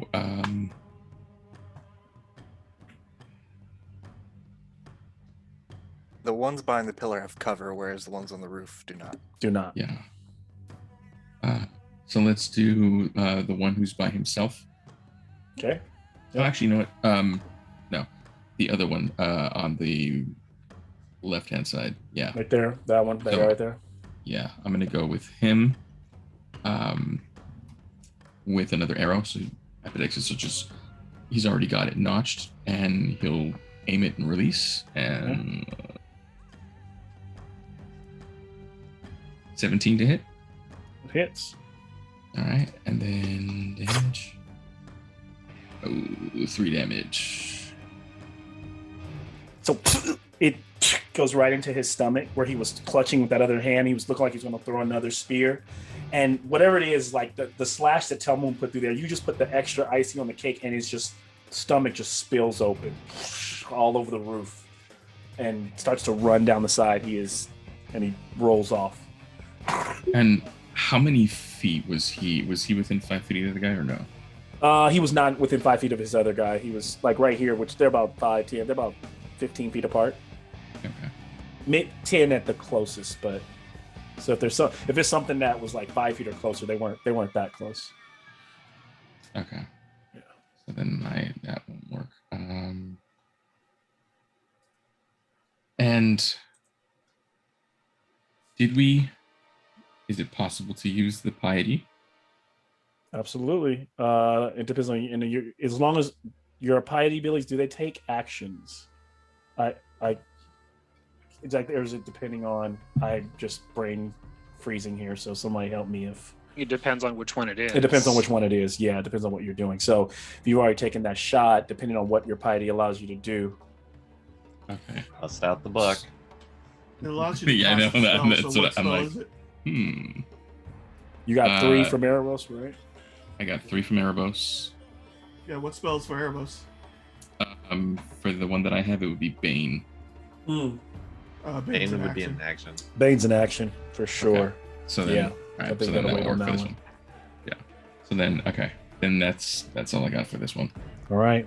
Good move nonetheless. You took one of them out. Cat snarls, licks his lips. I'm sure that all those guts look pretty It's tasty. delicious to him. swings over to Pythias. The guy just threw a spear at you up there, and then you've got the craziness happen beyond the archway of the house. Yeah, it's pretty choked up in there, right? Like I wouldn't be able to slip in between. You couldn't slip in between, but Right. you could get to the third guy. It's I think just a tricky decision. They're controlling that space. Yeah, they're trying. Yeah, because I already cast that hunter's mark on the middle guy, but I cannot reach him. But that's fine. It's as long as I can concentrate, it will stay. You can still fire at him. They just have their AC went up by like a grip. Yeah, Good amount. It's not good. Oh boy, because they're gonna. Well, let's do it anyway because this is what we're doing. I'm gonna run up to the other one that is not being attacked yet, and pull out the sword and attack. He strikes at you, of course, Oh, but you can go ahead and roll for your attack as he's rolling for his spear. Does only hits a 12, so you were able to just almost gracefully dodge and push the blade away and then strike in. We both miss. I rolled a 4 on the die plus 5. Yeah. So you it's like a clash of the weapons for a second, and you hold and you're pushing in, and you can feel the pressure of Taroxes and the horse, and you all adding as they're exerting force back. This line, of just pure strength, and if you're, I'm going to say to this person, so you're going to choose to end your life here. As Astration, we choose to end our life in war, in battle. My life would end this way when I was born. This is a great way to go. And so you just kind of, as that is happening, as you're him kind of having that banter, Fitz.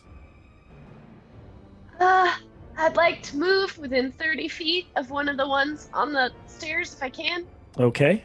5, 10, 15, 20, 25, 30. 30 gets you right to the stairs. So there's another. I just want to be within 30 feet 30 feet? of any of them, if possible. Let me measure it just to make sure. I want to give it to you. It's probably a little bit of a stretch, but what did I just do with mine? She could lean into the next square.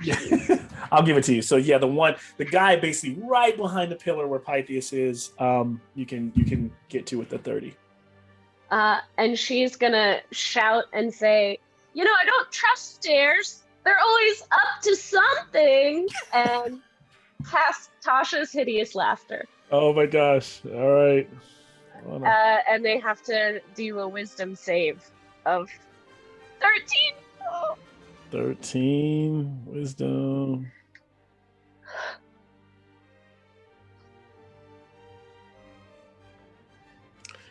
Here we go. Got a 16. Oh gosh. So they passed. I hate that silly joke spell. And you could tell he's kind of chuckling, fighting Pythias, and they continue to tussle back and forth. Is there anything that she has left her that she says? Medios looks and goes, "What is it with you and making people smile and laugh?" One day maybe you'll get it. He smiles at you like, "This does bring a smile to my face. This one's natural." If I cast a spell, can I still bardic inspiration? Yeah. Yep. Okay. Cool. Yeah. Then I am gonna inspire Medios. Ooh. Okay. And say, maybe you'll learn how to smile more naturally, more often. You just hang out with us. Awesome. And Fitz, because you did that, and it is Medios' next turn, I'm going to allow you to guide Medios. What do you want him to try to do? I do think it's going to be difficult for him to get into the fray. Yeah, it's keeping him from, unless he dashes around one of the pillars and kind of goes around that way, that would lock him in, but then he's not going to be able to attack. Does he have any ranged attacks? And or Let me check really quick. Let's see what he's got on he him. does have that spear. He's got his gladius, he's got his spear, his shield, and that's it. So yeah, he's probably not inclined to throw that spear away. Yeah. Knowing that maybe it's like a weapon that he assumes they could take advantage of very easily. Yeah, good point. Okay. Well, I don't know. Unless he goes. I know I was thinking it, but I realized it's not. He doesn't have the best options here. What I'll allow him to do is he can give a help action, right? He can like rush into the fray and try to add strength to the attack. Yeah. So that way you can decide who gets that help, and then that person gets advantage on their next action. So if you wanted to be the next person in line, it would be It would basically tell Moon, whoever's tell Moon's coming on up the next. list. So it would be Taroxy's then. So you can give. Yeah. So he goes into aid Taroxy's, kind of pushing in and kind of rushing forward. You gonna ride Proxino? Can't keep anybody up there. Right? So he's up there, right behind Taroxy's. And Taroxy feels like a smack on his rear side, and it's his shield, and he's like, kind of like looks at you like, and then rushes in, trying to go in, like, just trying to get his knife in wherever he can, and you guys continue to tussle, so you do have advantage in the next strike. That brings us to the hoplites. The one that he's starting to look hurt. The main guy that Taroxy's going at with, he's starting to look bloodied and bruised. He will go ahead and attack you then. Taroxy's directly in front of him. Gotta keep it. First strike, 16. I don't think that hits, right? Strikes again. Hold, man. Hold. Another 16. Goddamn D&D Beyond. So D&D Beyond has rolled 3 16s. 16 wisdom checks. 16. God damn it. So yeah, nothing there. Both attacks are not successful. The second hoplite will be attacking Proxinos. Actually, I'll be attacking Pythias? The one that's fighting Pythias. We'll go ahead and attack. Pythias, that's a 17. That's my armor class. That's your armor class. So he stabs forward, striking. Only doing like 4 damage, kind of like just barely, like just being nicked. You're moving. And then he strikes again, this time pushing out with his shield, switching from the spear. So when he throws you off balance, you see him push back to try to hit you with that shield. And that will be a 16, so it does not hit you. So he closes back up. You and him kind of rock. We swing over, and the horse is fighting valiantly as the spear strike goes out. Oh, I am tripping. Sorry, 2 range attacks. They make 3 attacks, so the other 2 guys get 1 more attack. So the Proxinos, you get a 19 on the first hit. Yep. The second one, that's a nat 20. On the second one, The nat 20, as that hits, my halberd glows, all right. and I activate my cloud rune to put whatever that attack is onto the hoplite in front of me. Okay. He becomes the target of the attack. So as long Okay. as the nat 20 still hits him, he'll take that crit damage. All right, so the guy will take the crit, so I'll do the crit separately. Okay, the third attack does not hit Proxino, so the first one did hit you. So the damage on the first one, Proxinos, as it stabs out, is it's a 7 damage. Okay, I'm still in horse form. Yep, as he hits the horse. The second one, what's the fluff of how that works? Does it just transfer the power? Does it throw off the So basically, it just says the other person becomes the takes- target. So he stabs at the horse, and he hits the horse, and it hits but the hole where it would have hit appears moves. on. Got it. So then the guy who's right beside him gets hit by that damage, and that is crit damage. So we're gonna roll. So it is a total. Okay. D&D Beyond, you are being really stupid today. So 7 damage. He didn't roll very high, but he takes, and that's making him look pretty hurt. And so basically going back to him, one more of the guy that's next to Pythias takes one more attack because they do get 3. So that is a 19. That's to gonna hit. And he will strike with only 6 damage. And then the last one, as that wound opens up on his backside from what Taraxis did, he strikes with his last attempt on this round, and it to no avail as he is starting to profusely bleed as he rolls only a 10. They are done fighting in their moment. Kind of camera pulls over to Tell Moon. Moon is pretty hurt and is fully separated from his friends. Well, he's gonna close his eyes for a second and be like, I saw this in a dream, don't let me down. And he'll use his bonus action to start concentrating on his sword, and the tip of it will start to glow. And with the tip, like a sparkler, he'll move it very quickly and start drawing the image of a large lizard that actually stays as an after image after the drawing is done. Nice. Swirls around him, and now there's a flame dragon like sparkler image surrounding him, and he will use his action to go ahead and fire at the guard in front of him. The guard in front of you steps back. What? Kind of like taking a bat. Yep, go ahead. That's a deck save. Oh, deck save.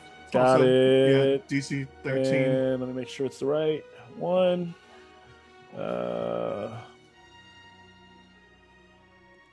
He got a 13. All right, so instead of 13 damage, he will take 6. All right. So he'll take 6. Jeez. And even that is like as the blade slams into him just being off his guard, you realize one more well-placed blow and it's a wrap for him. You realize you got him where you want him. Unfortunately, Okay. that is my turn. I have nothing else I can do right now. Taraxis. All right. I am going to swing at him with that halberd. And thankfully, with Meteos' backing, this is going to be with advantage. Nice. It's going to be a 19? 19 will hit. Okay, so that'll be 1d10 plus 3. 11 damage. Got it. So, you said with your halberd, you said? So yeah, Halberd, you this time as you blow his shoot away, you like stab it and it like goes into his stomach and he's being pushed back and it opens up the flank, a bit, and he's bleeding through his teeth, but he's still on his feet and he's just looking at you. And His then- helmet falls off. He's just like an older man, bushy hair, shaggy beard. And then, But as still. he's hit, he begins to burn. Oh, As the fire rune activates. When I hit a creature with an attack using a weapon, I invoke the rune to summon fiery shackles. The target takes an extra 2d6 damage and it must succeed on a strength saving throw or be restrained for 1 minute. Okay, probably won't need the restraining, but So that 2d6 is 11. what does it look like as this burns him away? Man, he just burns from the inside out. Yeah. Jeez. Oh. So you start to see his skin kind of sweating and swelling, light starting to come from inside. But these guys are just the strength. He doesn't scream. He just kind of grits his teeth and holds it. Starts to tear. Even the tears start to evaporate, and his skin just kind of peels off of his face and starts to float away until the husk skeleton collapses, a pile of ash on the ground. I roar, using my bonus action to activate my Giant's Might. Oh shoot! as Okay. my body begins to shift and click and grow one size taller. Oh. And as you do, he grows so much. You like kind of your shoulders slam against the two pillars, starting to sending cracks through the pillars, causing just the top of the we call the archway to kind of cave just a bit.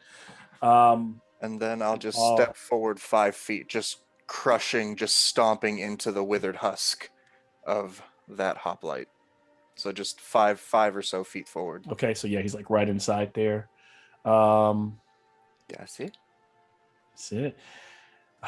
And so in a weird, interesting way, these soldiers who have fought their entire lives fighting minotaurs and killing minotaurs from Scophos are now meeting one like no other as we go to the top of round 3,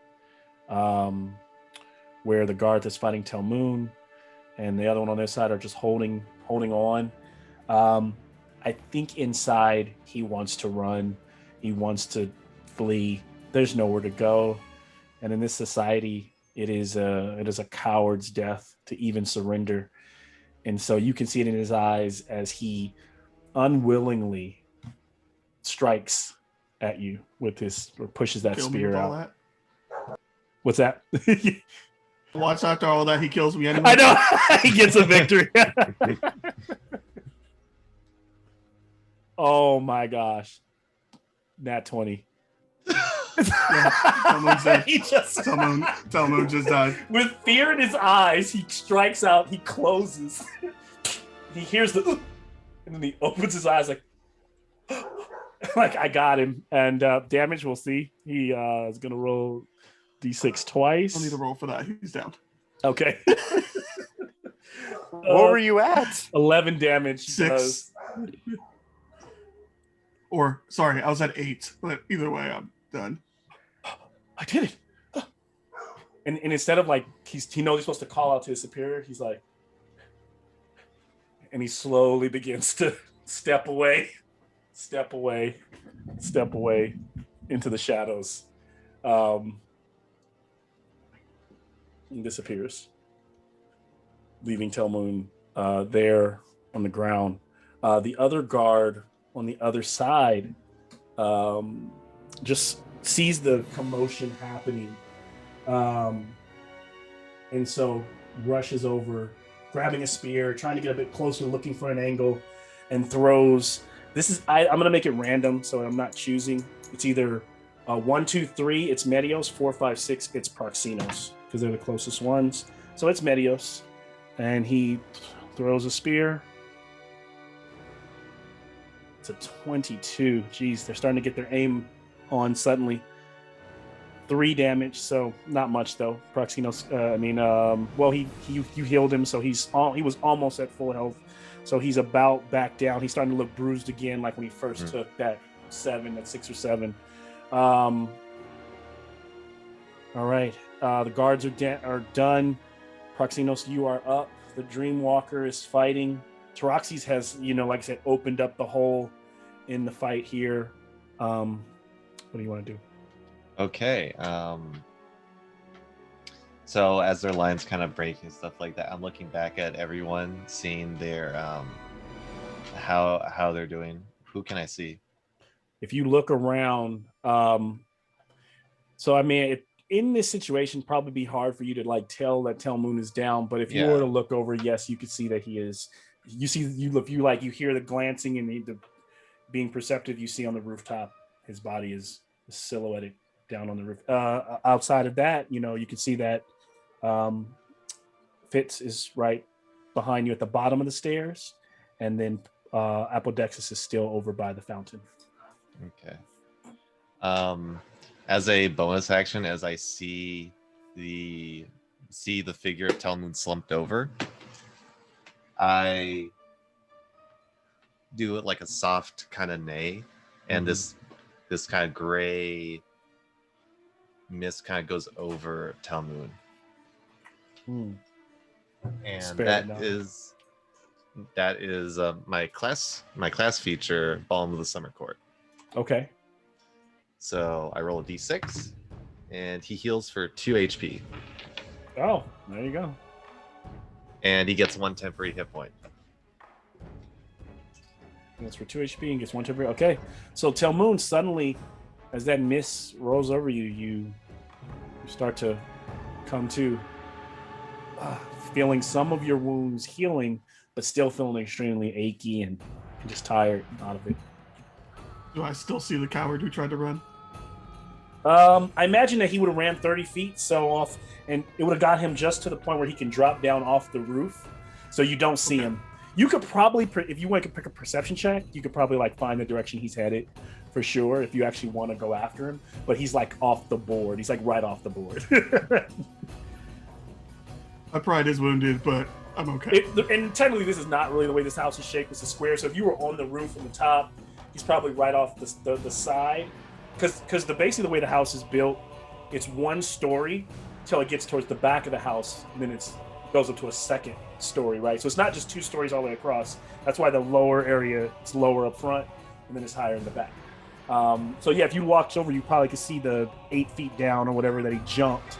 If you wanted to go over there and get him. And Thank you. What did he say? he said no thank you, right? Okay, cool. And Proxenos will then strike the guard that's in front of him. Okay. But a 7 does not hit. Does not hit. Fighting those, still using those shields to try to guard where they can and protect where they can. The hoplites continue on. If they's done, then the Apodexis. So he turns, launches another arrow, and this time at the last guard at the roof. Okay. Yep. And that is a 18 to hit. That's gonna hit.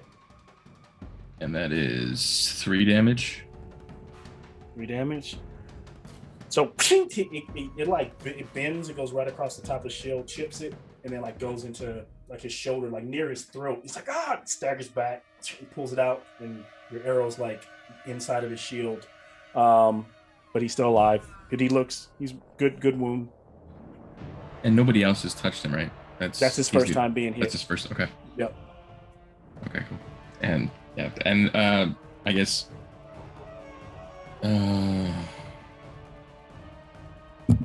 I'd move in front of the fountain, Okay. and then he's just getting ready to notch another arrow, Okay. and that's it. We move to Pythias. All right. Situation right now. I'm going to take a bonus action, point at the one in front of me, and shift my hunter's mark to that Okay. person. And Okay. All right. I'm you going got it. to say to him, Mark. Erebos showed his favor to Proxenos. You can expect a warm welcome and then attack. Nice. All right. I don't think that's going to hit either, though, with 11. That will not hit. That's okay. Okay. It's my turn. So as he blocks it, he goes, if so, I plan to see you there with me. As we move to who's next? Fitz.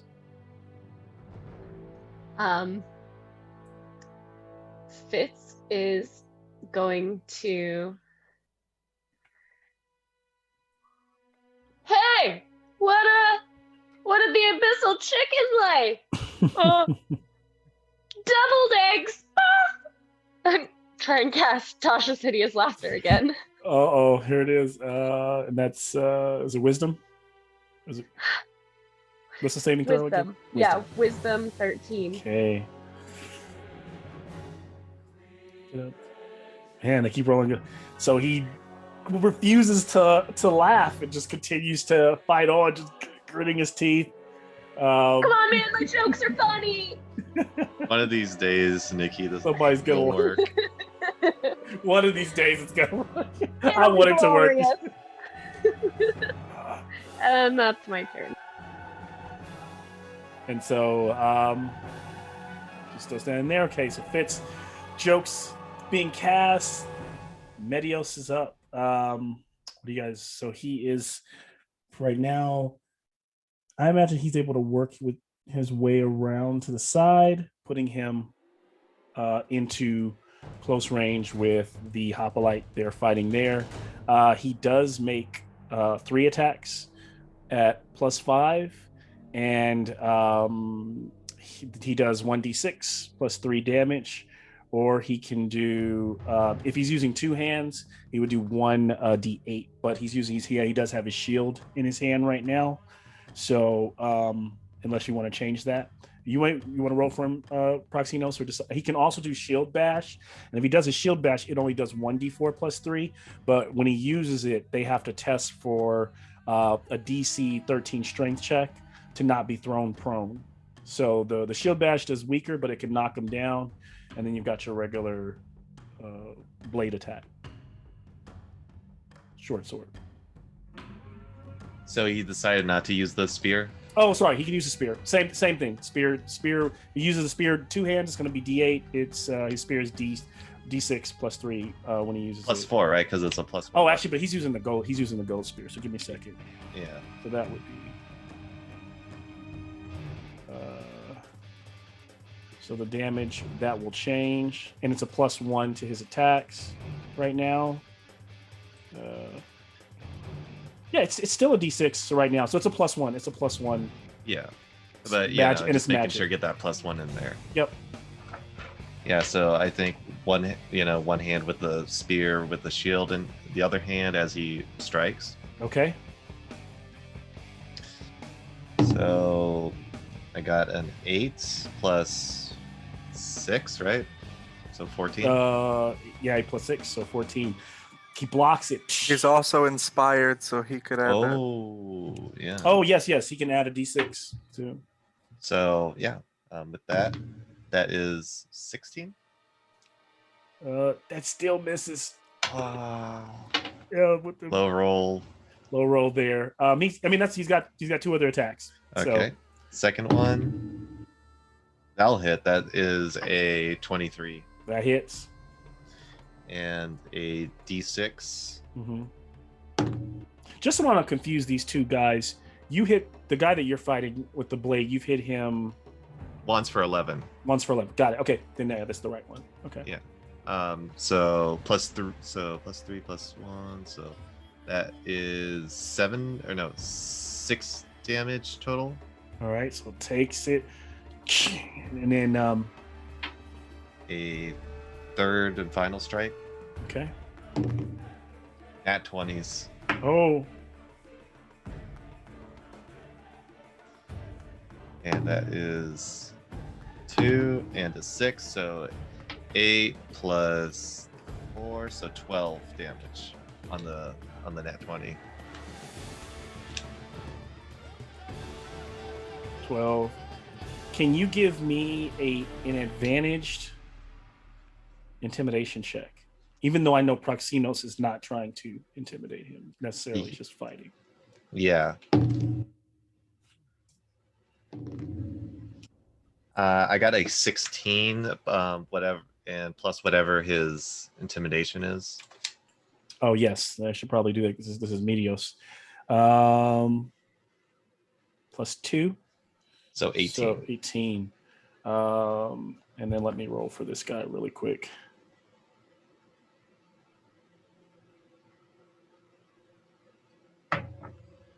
Okay.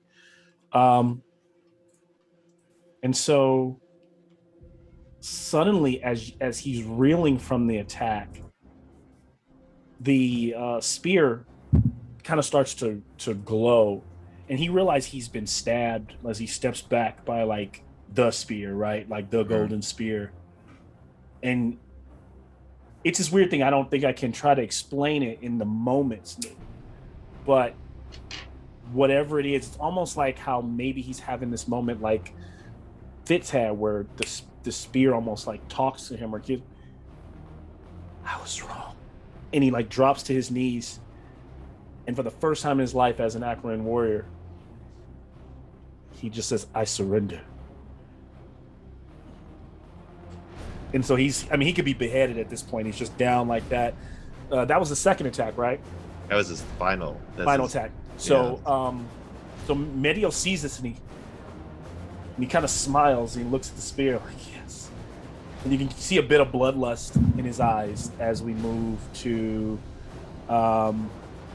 one Aquarian soldier is submitting completely. The other one looks over like, what are you doing? What are you doing? And get up! Don't be a coward! And tries to continue fighting Pythias. He'll just first attack as a spear, 18, doing 4 damage. Then he pushes in with the shield.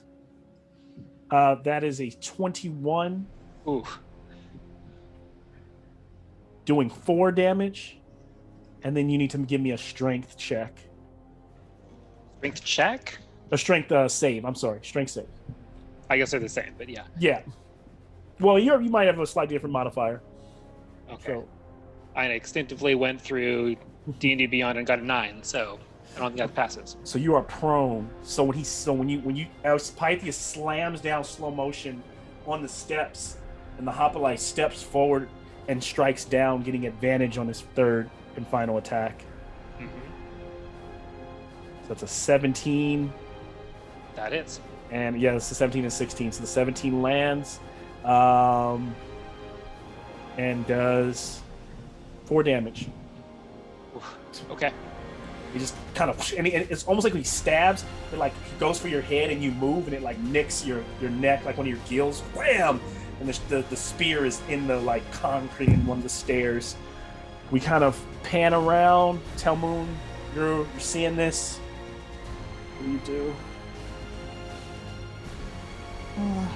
He'll painfully stand up and wipe himself off. Like, maybe I shouldn't be on the front lines. And he'll snap his sword and Okay. make the glow at the end happen again. But Yep. this time, instead of trying to draw the glowing dragon, he just flicks his wrist and shoots a firebolt at the other guy on the roof across the way. Yep. Go for it. That 17 plus 5 or something. It's gonna hit. That I figured 17 alone hit. And that is 6 plus. Do I get a plus for firebolt? Yes. I don't know. Nope, just a D10, It's just a so D8, that's it's 6 just- yeah, damage. 6 damage. 6 damage. The guy gets hit and he is like the bolt hits him like right in the face. Boom. Fire fumes off. So much that he can't breathe, so he's like forced to take off his mask and his helmet and drop it. And he's like coughing and his face is like burned and like scarred all on one side. He's still standing, but barely alive. I'll move as far as I can towards the fight. It's what, 45 feet, right? Yep. Yep. So that gets you. I mean, you could get right in there and fight the guy that's going after Pythias. I imagine he would step out from the. He's now for Apodex's purposes. He's no longer behind the pillars because remember he steps out, so he's kind of standing right over Pythias. So this would literally where I'm putting Telmoon is also where that other guy is at now, right there. That might not be the smartest God moves, damn it, but I that's hate who these. Telmoon is.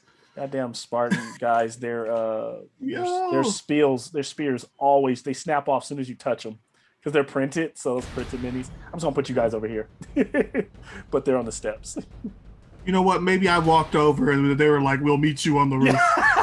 You're like, right. "Let's They're go." like right here in this area. That's where that's happening. Okay. Okay. So as you do that, we move to this. Right? No. What am I thinking? Right? We just did Telmoon. So it's THEROS. Triple. Oh. Taroxes is going to turn his attention to this last standing hoplite. Your phalanx is broken, and now so shall you. As he slams his halberd into the ground and swings his maul instead. Nice. Go for it. That's a dirty 20. It's gonna hit. Okay, so because of my giant's might, this is now 3d6. Oh shit. So he's trying to pull his spear, just gets it out of the ground, and he turns. Slow motion as dude Maul is coming. That's gonna be 5 damage. All right, boom. He gets walloped. He kind of brings the shield up, so some of the bludgeoning is kind of takes it, but staggered, but still up. Let's see if I have anything else. Brother, stop. They have the rightful spear. It speaks to me. That's the other guy. This other guy's clearly not listening. Yeah, no, you know what? I'll end my turn. I'm not gonna waste my action surge on this dude. Okay. That's it. He ends his turn. We move to the top of the 4th round. Oh wait, I'm a complete idiot. What do you like? So, I rolled a 2, a 1, and a 2, but I have great weapon fighting. Got it. So it does. So all 3 of those would have been re-rolled. Okay. Okay. Because it's a two-handed maul. You won't believe it, but that's still a 5. Okay. Shit. All right. So it's still 5. Yeah. Stays the same. Okay. No worries. Yeah, it went from a 2, a 1, and a 2 to a 1, a 1, and a 3. Got it. So top of the round, the guy who is face is all messed up, just picks up a spear, frustrated, starts to back away, looking like he's gonna leave, and then he just turns and looks down, like kind of frustrated and knowing that his life will never be the same. He looks for the weakest person on the field, and he spots Fitz just standing there, and he just launches a spear at her. Just the regular guard. So as it goes flying from his hands, it's only a 12. Fitz, I don't know if that... AC's 13. Okay, so she's able to. You hear this whistling in the wind, and you just like you kind of like don't even know her purpose. She just kind of turns, and it goes flies right by your head and slams to the side of the stairs. That guard can do nothing else. He is going to retreat as well. From the kind of disappears into the dark, hopping over the other side of the roof. This puts us in Proxenos space.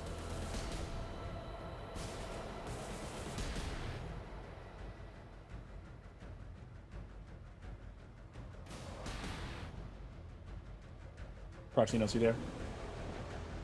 Oh, sorry. So, my turn?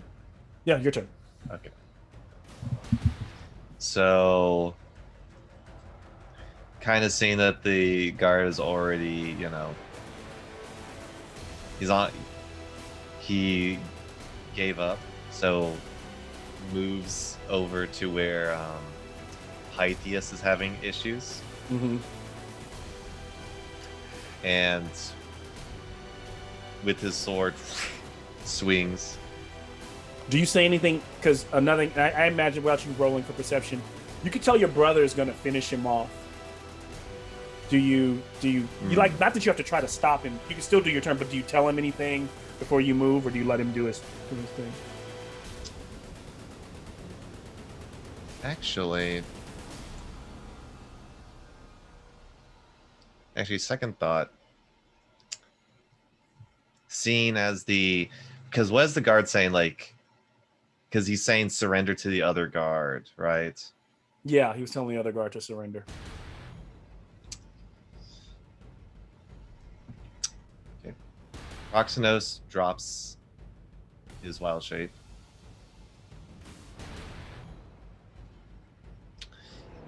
And he says to the guard,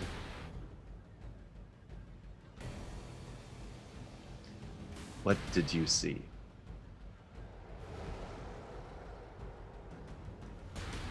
And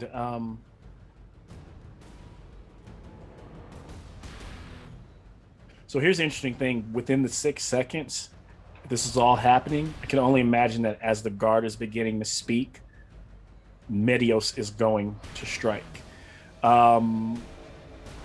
he's able to say in that short time, he goes, I was actually saying that Mayos is holding just enough for him to say, the spear, it's back in the rightful hands of the Christos family. You two brothers, I don't know which one, but we serve you now. I serve you now.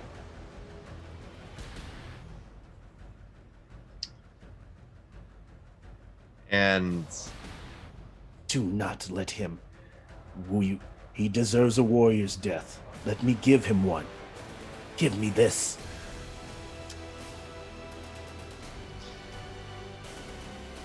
looking over at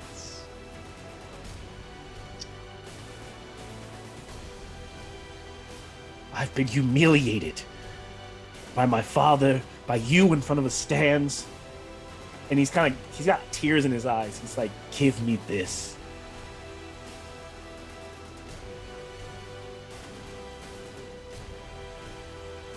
your decision, brother. And as always, your words kind of disarm him a bit. As we move to Apodexis.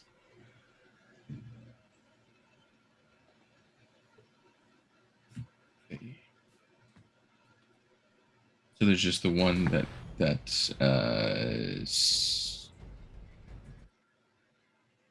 Yeah, there's just the one. There's also the one that Troxys is fighting against. Sorry, it looks crazy right now, but everything that's on that roof is right here. Apodexis is like right there on those steps because I can't keep anybody standing. Everybody keeps toppling down the stairs, but it's like right. It's happening. So is there anyone blocking him from the hoplite that's attacking Pythias? Or does he both, have, so would he have a pretty first much shot? basically that hoplite is in close combat with both Telmoon and Taraxi, but you do have a clear shot of him. Okay, so then he'll take that shot then. So if I can make, there it is. That works. It's Cool. kind of like that. Boom. There it is. Yeah, so then he'll string the bow back and he'll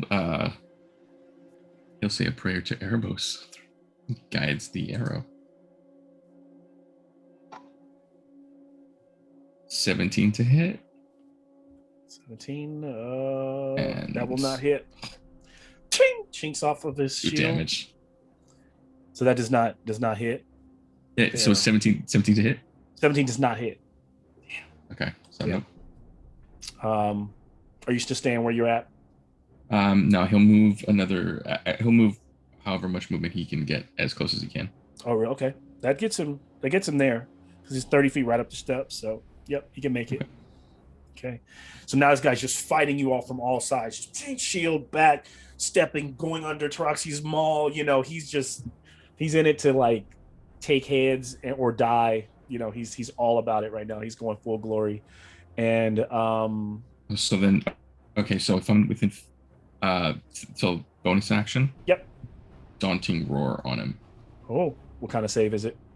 It is Wisdom, maybe. Come on. It is a Constitution. No, for him it's a Wisdom. Sorry. Wisdom. Okay. Yeah. They get a +2 to Wisdom. He got a 15. Oh. Nothing. So as you like roar, he like kind of blocks Telmoon and Taraxis, pushes back, goes his face is like bloody, you know, through the hoplite helmet. Continues to fight on. We move from Apodexis to Pythias, who is just prone. So I'm sure you can. Yeah. Or are you down? No, prone. you're prone. Yep. Yeah, but I'm prone, but I'm looking about as bad as Telmoon. But yeah, Pythias is going to use half his movement to stand up, and he's going to face this hoplite that has caused us so many problems, and he's just going to put his hand on his chest lay on hands for 15 hit points, Nice. and he's going to talk to this guy and say, "You should listen to your friend. I can do this all day."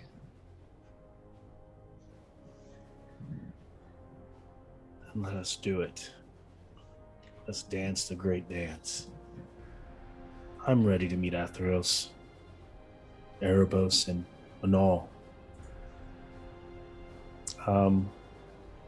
As Pythes is healing, Fitz, another opportunity to make them laugh or smile or kill them however you can, or whatever you got up your sleeve. She is going to point do her finger guns at the one that Pythias has been wrestling with. Yes. And cast Thunderclap. Thunderclap, okay. Each creature within a 5-foot radius. Hold on. Yeah, Maybe that would hit everybody. Yeah. And you have to run up to do that. I have to be up and close and personal because it's a 5-foot range. Oh, I'm gonna jump into the fray. Shoot, I can take it. Up the stairs, and then finger guns, and then they have to succeed in a Constitution saving throw. Would it hit? It hits everyone within 5 feet. Yeah, it's gonna hit us all. It's gonna hit everybody. Oh, it's gonna hit everyone. Yeah, you got to commit to that, or I'll give you a chance to walk that back. Well, if I have to get up there anyway, because Pythes is not. You could just for. As you're looking up, Pythes is not looking good. Well, he's looking fine. He just got 15 hit points back, but I'm fine. Talmoon's probably not good. Talmoon's not looking great. No, I don't want to hurt my buddies. Never mind. I misread that spell. She's gonna tippity tap up there anyway, and pull out her long sword and be like, "Gosh, I hate using this," and just slash at him. Oh my gosh, she's going for it. All right. Yep. Can't keep her up there. But yeah, she's up there. 16 hit. She just like goes up and ting and like rakes it all the way down his shield, and then he kind of peeks over and just see, you made me laugh.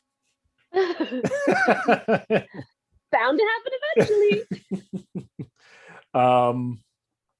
If she's not doing any bonus actions, anything like that, then No. Does she? She's not saying. Then Medios is over there, and so can I get a persuasion check from Proxinos? You already said the words, but like I want the persuasion. And that is a 19. And as you say, it's your choice. He just goes, and he like brings it, and the blade goes right to the guy's neck. God damn it! She puts it, ching, and he like puts his, the spear rested at his side. You follow us then, and he goes, you stay there, and the guy kind of rests with his head down. And he runs across the other way to the backside of the one that you're all fighting, and just goes in, kind of flanking from behind to attack. Proxinos, you want to give me rolls? Is you guys Gladius or his spear? It's a 20 or 21 to hit with the spear. Hit. Yep. D6 plus 4, I believe. Yep. 5 damage. 5 damage on the strike. The guy gets him from behind. Is he still good? No, he's still alive. He's still fighting. He got 19 to hit. That will hit.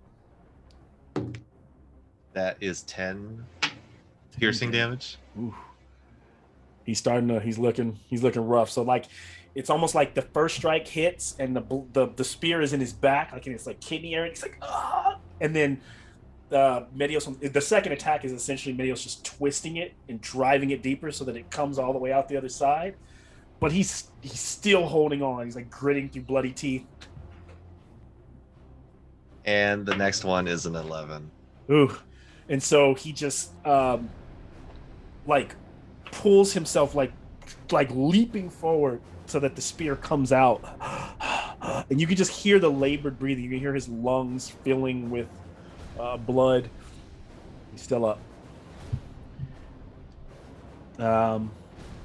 Medios is just kind of in a rage fighting as we go to. And so then he would spin around that same guy, going to attack Medios. Hoplite to hoplite. This your young brother, 17 will hit. Well, actually, no, maybe not. Let me see. Yeah, I think it will. Medios is I want to say he's a 16. Yes, he's a 16. So he does hit Medios. The first strike, doing 8 damage on the first one. He strikes him again, doing a nat 20.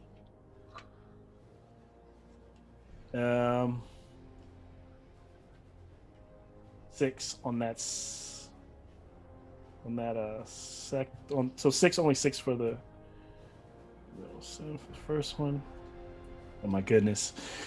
So as he basically turns around and does the same thing to Medios, and now Medios in his white armor is starting to bleed as he's like, how does it feel? Third attack on Medios. Another nat 20. Jeez. 7, another 7, and 13 total damage. Medios goes down. So he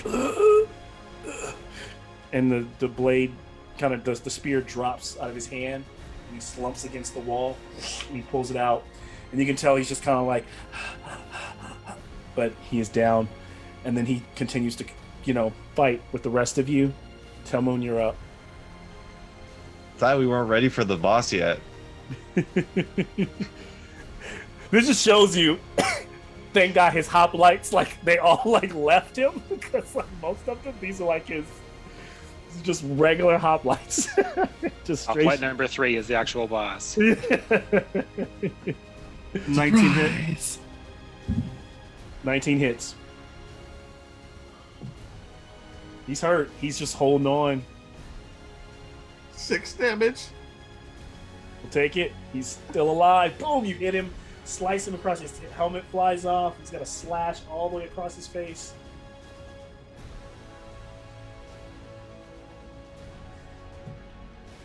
Glory to Iroas. The Taroxys. I should run. I really should run. Taroxys, do your thing, bro. I believe in you.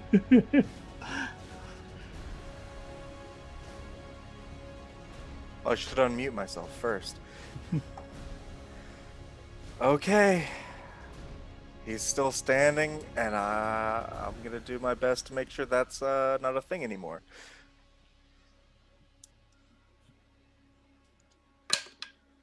It's an 11. It's not going to hit him. He blocks. Shield comes up. So I guess I will use my action surge on this dude. Oh my gosh. Oh. Oh my goodness. And I will take another swing. Nat 1. Oh, so he's and so he can tell that, like, he's like a wolf backed against a corner, and just seeing Medios go down is like giving him inspiration, and he is being completely defiant. I don't like this guy. Yeah.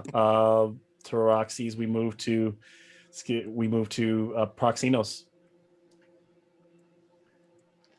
Okay. And the other guard rises, and he goes, I will help you. And he picks back up his spear.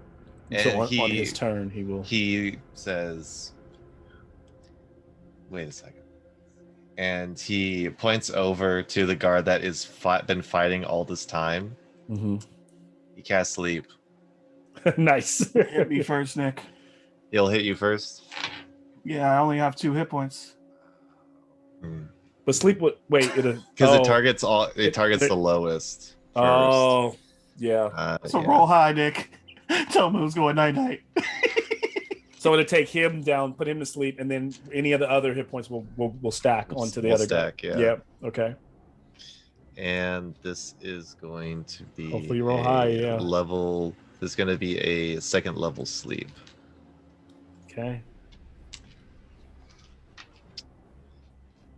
And that is going to be a bunch of D8s.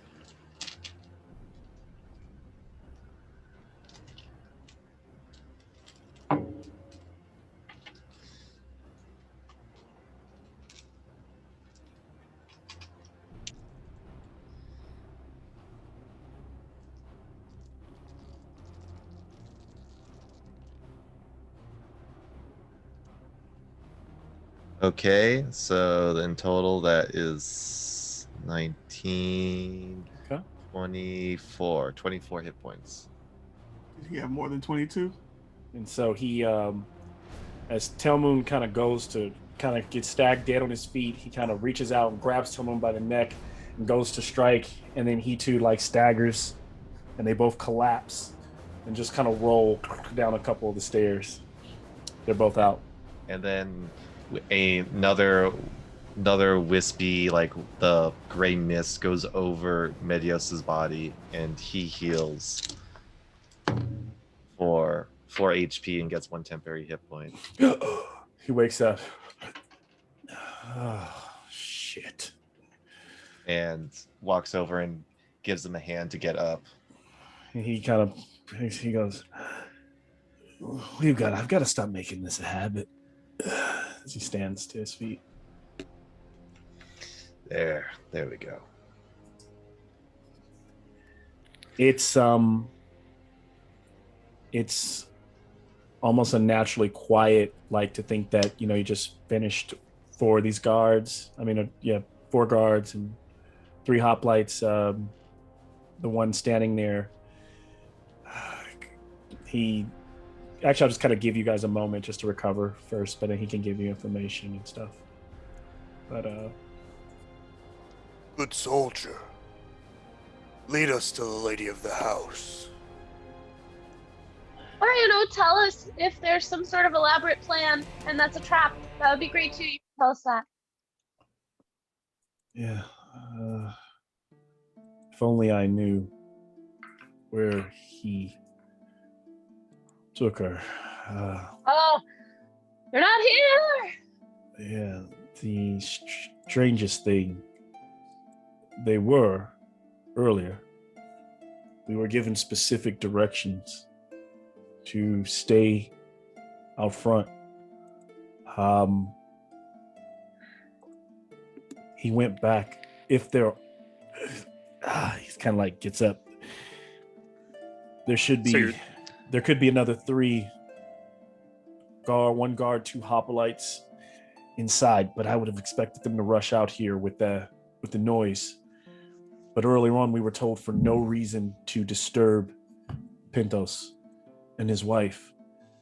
And the last time, too much time, it was just awkward. I made a round.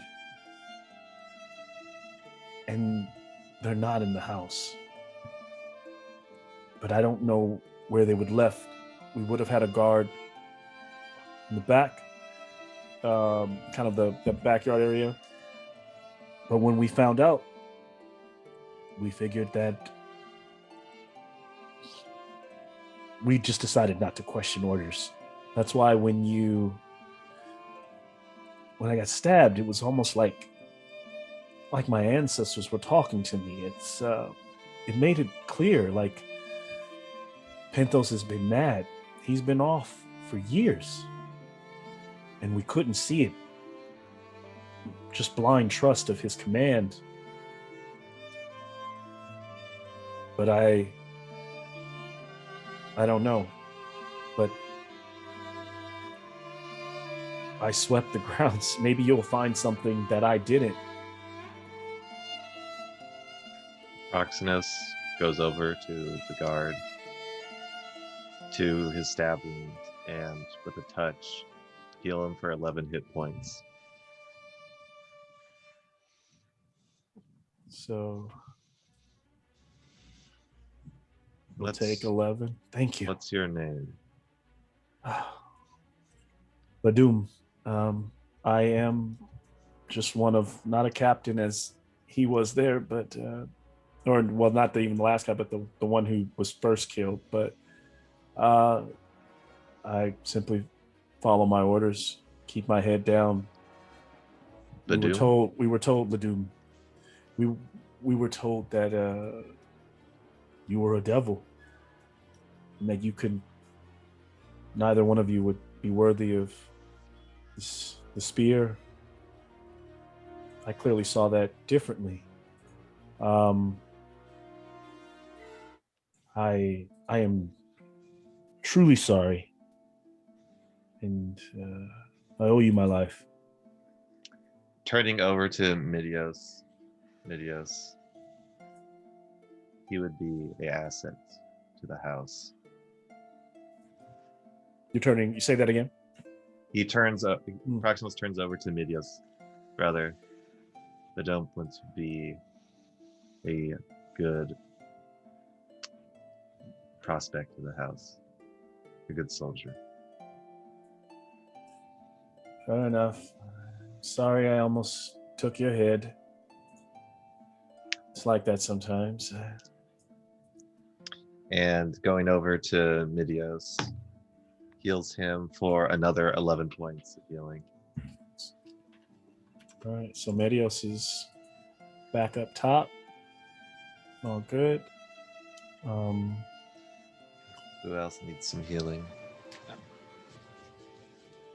I only lost 3 points. I think I'll be okay. I think Telmoon needs some Telmoon help. needs some help. Telmoon needs- Fitz is gonna pop over to Telmoon and like kick Oh, his don't little mind me. hoof. I'm snap time. We're good.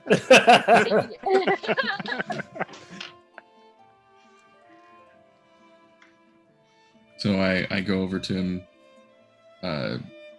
use Cure Wounds, and give him 4 more points.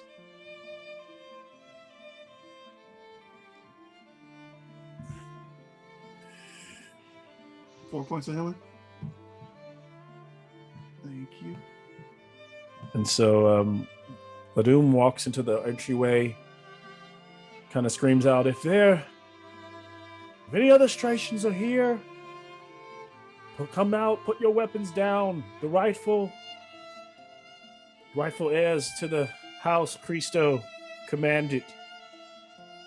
It's very quiet. House of disappearing people. And he goes into the opening at there's the atrium, which is like that courtyard where there's an opening in the ceiling. It's like inside the house where you all ate that. There's an opening to the stars, and it starts to, just like right around now, it starts to pitter patter of rain, and it starts to fall into the house, into that little pond pool area there in the center. And I'll allow you guys to kind of role play what to do next, but I will, so that you can kind of see figure out your direction. I will show you where you're at in the house, or where he's at in the house, and you guys can decide what is the next step here. But go ahead, feel free while I do that to role play amongst yourself. Guys, we totally should have taken the poop shoot. I can't believe it. Maybe there was some secret way in and out that nobody else knew about. Can you think of anything, Proxinos, growing up? People walking through wardrobes and not coming out for days and days at a time? Something like that? Maybe some other secret way out? And Proxenos starts to go to. The Badu said that they were where exactly? Say that one more time. Where they like held up, like don't disturb. So pretty much Penthos had told them like he was going to his He said he went upstairs to the master bedroom, took your mother there momentarily, but then he asked no one to go up there to leave them be. Most of the guards watch have been like on the roof and outside, and eventually after a few hours they just kind of did a pass because it was just too quiet, and they did not find either of them.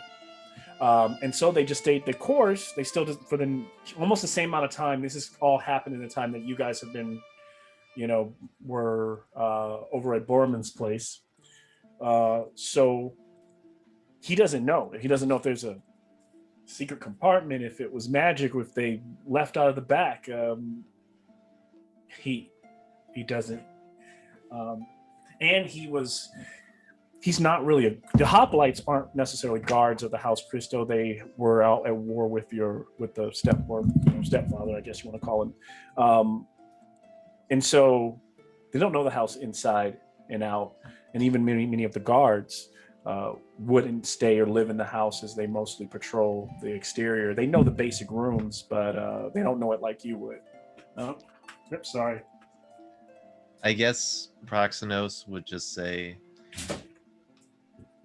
I will have to see the master bedroom to understand what could have happened. And he walks inside. Come, brother.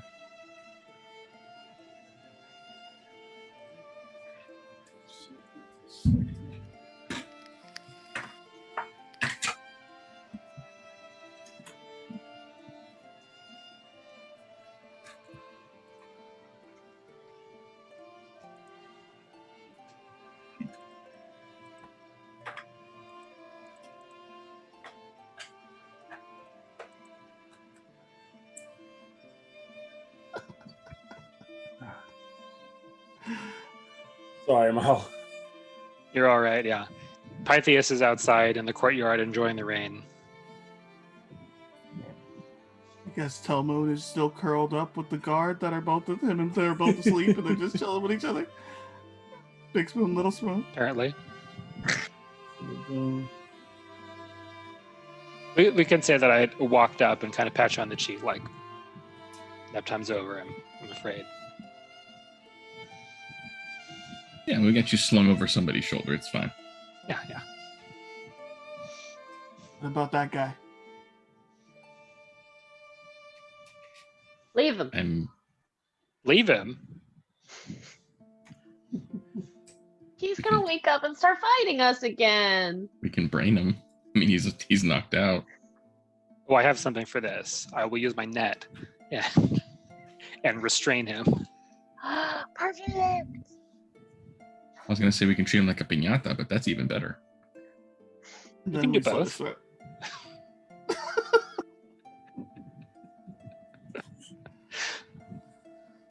All right. So,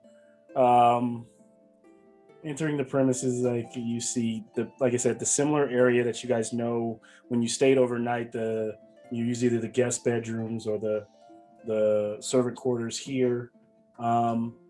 It's pretty quiet right now. There are stairs that lead upstairs. I think that's where Proxino said he was going, and then of course that way leads to the kitchen, Penthos' father's rooms. And then these are usually like guard rooms or the training area over here. The restroom, the bathrooms are over there.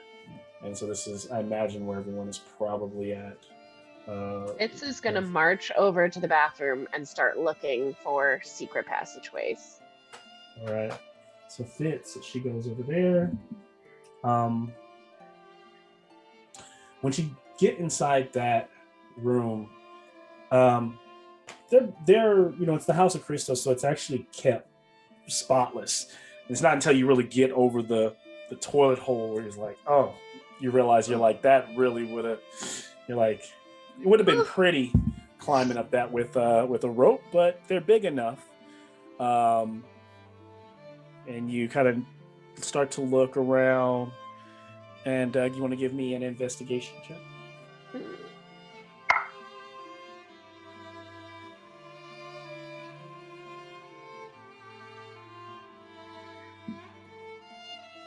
16. 16. So everything seems to look normal. You line the walls, the towels and rags look we're all where they're supposed to be. What something you just like you feel have a feeling something's off, but this seems to be just that the toilet, and clearly a way you could have accessed. Imagine like you drop a rock, you can hear it like it makes a noise, about it's 2 stories down. So If that's it. there's like a ring with a towel on it, I'm gonna like pull on any of the rings Yep. and like jiggle anything in the room. Push on walls. And nothing's happening. And while you're doing that, Proxinos, you walk in and going to your mother's room, and surprisingly, like everything is neat, kept, probably as she had it before she went to the games that morning, begrudgingly hoping she didn't want to see her sons, die. Her mirror, her everything, her nightstand, her amphoras, vases, are over there. Her beautiful decorated chair. She's not there. What do you do?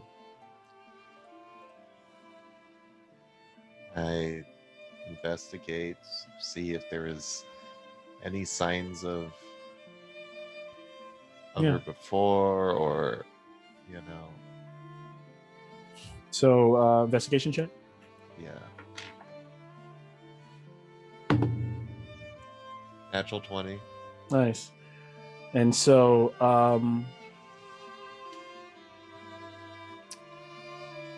around the bed, on the side of the bed, you find you're kind of led to go to your mom's chest, and as you open it, some of her stuff, there's like 30 pieces of gold in there. There's you notice like she used to have a lot more like jewelry, like findings, but like you realize like nothing's in there. She used to keep it there. You knew that. So this is like the bag of third. So that's a little strange. The 30 pieces of gold, and then you find a ring, and strange ring with a little clear, almost like ice blue gem that looks unfamiliar to you, something you've never seen your mother wear. And then under that is her diary, and inside of that book there appear to be her talking about like different sections about you. She just kind of talks about how much she like misses her son from the years that you've been gone, how lost she feels Medios is, and how cruel in a weird way over these years her husband has become.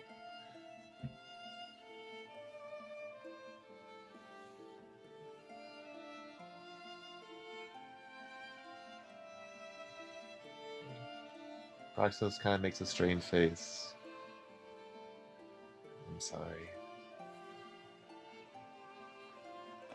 As he's going through the diary. You say your investigation was a 19? Natural 20. Natural 20, okay. And so along with that too, you notice like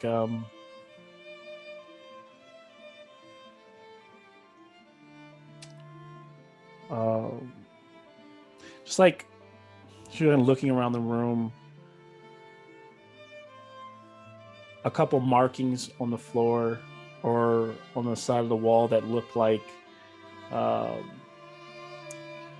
maybe just like stains in the wood, or just they're still fresh from someone being like forcefully maybe dragged or pulled. They weren't prone, but like just like the feet, you start to notice like kind of where some of the spaces are on the floor, and they seem to lead out and back downstairs, where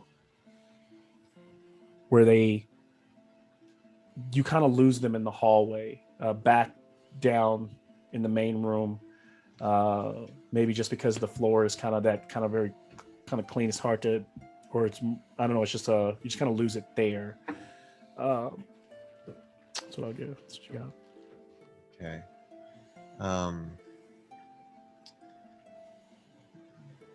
Proxinus is curious about the ring. He grabs it. Okay. Maybe Fitz can inspect it or something like that later, and kind of goes back to the main hall where the trail kind of ends. Yeah.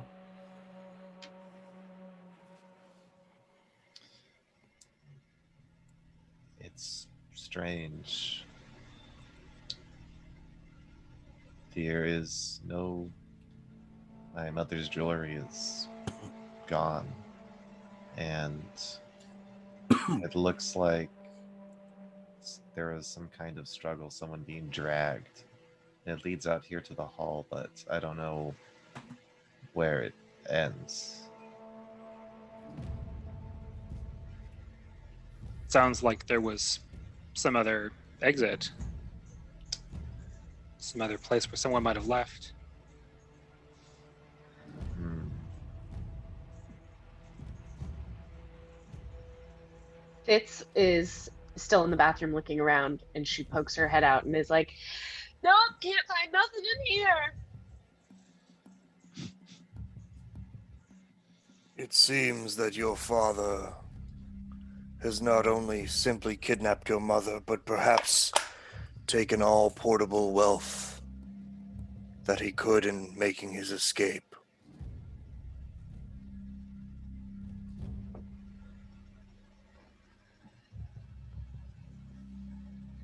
Hmm.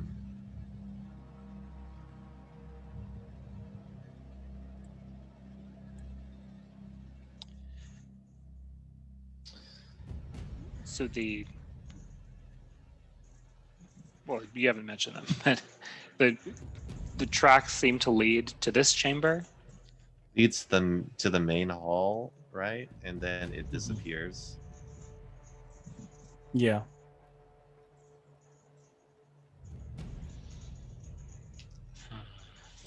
So I guess without any like real leads, Proxenos goes to his father's quarters and tries to see if there's anything unusual there.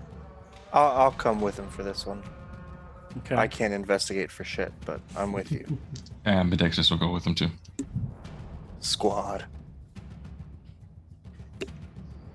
Okay. I There have a in the- small idea.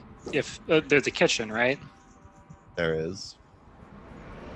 I'm thinking if we look in the kitchen, can we see if they took any food, how much food they might have taken, and see if like how long of a journey they might have had. If Okay. they took silverware, they always take the silverware. So Pythias goes to the kitchen. And while you guys, Proxies and Penthos go to your father's study, Pythias down there, you notice that it looks like there's actually a table that should be there. It's like knocked over, not knocked over. There's a couple of knocked over chairs, but the table looks like somebody was like recently eating, and kind of left the meals to go, and whoever had prepared the food had left. You know, it's like nice layout. It's like, I mean, the aromas are, the food's not hot right now, but it's still like it's fresh food. Like within maybe the past, maybe earlier in the evening, it was cooked. This food was made. Pythias, as you look around there, what you find. So it is in that dining area. And then, so there's a door that leads here that you know to be the kitchen. In there, just kind of looking around, you would find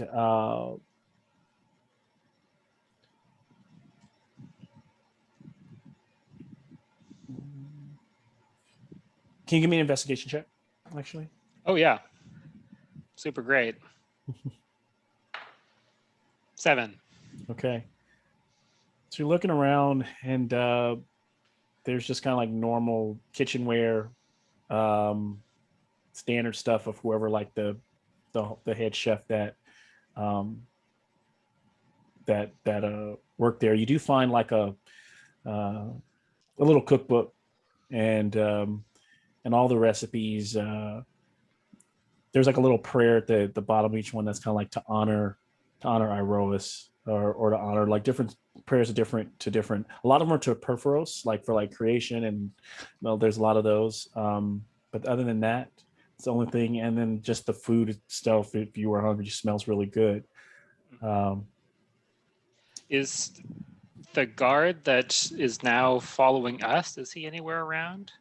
He's just probably sitting and resting from being so tired out in the middle area. While he's doing that, investigation from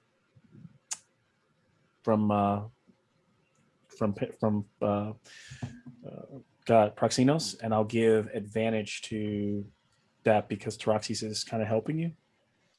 But what you see in the room is, like your father's things, his chair, he has like a rack of like some of his fine weapons. Nothing that would give you like any magic or anything like, but they're just really high quality gladius, high quality short sword, his shield. Like, but you notice like it's not his. They're like his decorative. They're not what he would go to battle in. You notice that stuff is gone just from eyeing the room. The 2 doors that lead outside. If you cracked and looked outside, you can see that the like that patio area, no one's out there. There are pretty high walls. He could have left over the walls, but then he would go just deeper into the surrounding neighborhood. And he's a big guy. He's pretty easy to spot. And so you want to give me your investigation? That's a 13. Apodexis is also with them. Okay. 13. Yeah. Okay. And so you move things. You're looking at me. You're looking all around this room. And you feel like you are hitting a major kind of dead end here.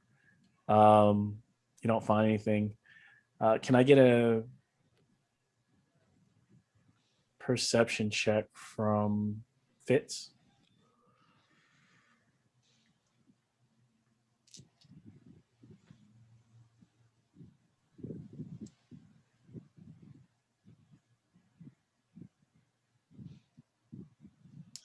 $11.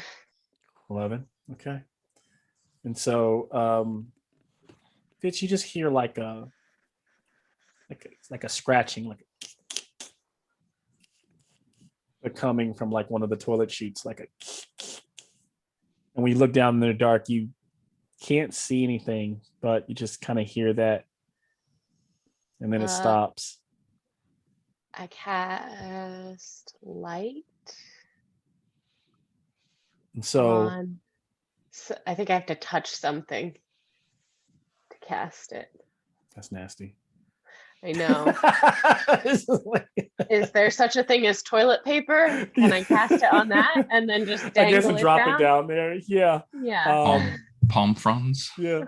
Yeah. So as you do, you touch it like it's pretty much like there's like towels, and you just pick one up, and they're like dipped in this like kind of water, or there's like these brush, and either one you use, you just drop it down there, and it like a little kind of torch kind of drops down, and then when it hits the ground, you see like an extra little spark, and you see what looks like a ghostly image of a humanoid, but you can't make out any features. A very like just the humanoid essence, almost like a ghost, kind of floats away. Like you just saw that out of earshot, and then it's gone. Hello down there, Marco. Oh, Marco. Just gotta make sure I'm not crazy. I could be crazy. Then you get no response. And that's down one of the toilets. Down one of the chutes. No, the chutes are big enough for like, you'd like to like kind of go down and climb down. The one you're looking down actually doesn't look like it's been used in some time because there's so many of them and there's not very many people in the house. Cleanest of them. Yeah. I'm gonna get another towel and lay it over the top of that toilet so that I remember which one it is. Okay. And I'm gonna scurry out of that room. Okay. Whoever is nearest. Yeah, Tomoon would be right outside. He was resting. Yeah.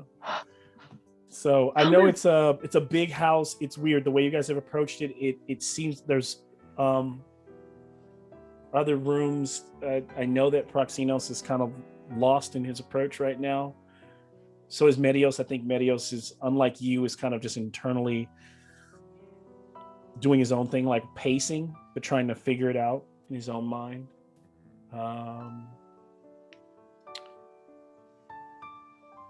Yeah, I'll just turn.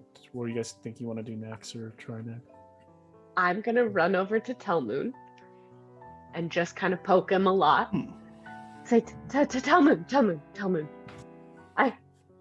I know I've kind of been fixating on the toilet thing a lot, but hear me out. I'm pretty sure I saw something down there. I said Marco, and something down there said Polo. I swear. You've been taking that pixie dust. No, I've been saving it to celebrate. We didn't really do so hot. But I totally saw something down the toilet and I marked it. I put a towel over the toilet so we know which one it is, but I'm thinking maybe there might be something to that, maybe. Fine, let's check it out. Go! Thank you! Come on! I'm gonna pitter-patter back into the bathroom. While they're doing just that, point any at it. Taroxes, Proxinos, Apodexis, who are all in this room over here, what do you guys think? Just following Proxinos' lead. It's his place, man. He knows what he's doing. There's nothing out of the ordinary here. When you investigate, how do you guys invest? Like, what do you do? Like, be very descriptive of what you've covered so far in the rooms. Proxinos, what you've done. I know it sounds like a kind of good picture of what you did upstairs in Mother's room, but if there's anything else you want to add to it? Well, I mean, it was a lot of just kind of seeing that there was like these scratch marks on the floor and looking to see if there was anything that's missing. So I think that it'd be a similar thing if there was anything that looked like it was like missing from his room or his office, or any signs of anything like tipped over or like broken or anything like that, but it looks clean. It looks spending a little bit more time. What I'll say without needing to roll again is just that, because if you sat here and you continue to go through the house, you'd find certain things, of course, all over the place, but it takes time. It's like another 20-25 minutes goes by. You feel like you need to go and look in the father's room again, and you notice that like his rug is slightly like crooked. It's the most odd thing, right? Kind of like flipped up on one edge, and you notice a little scratch in the ground under the rug, like a strange, like almost like a little burn mark.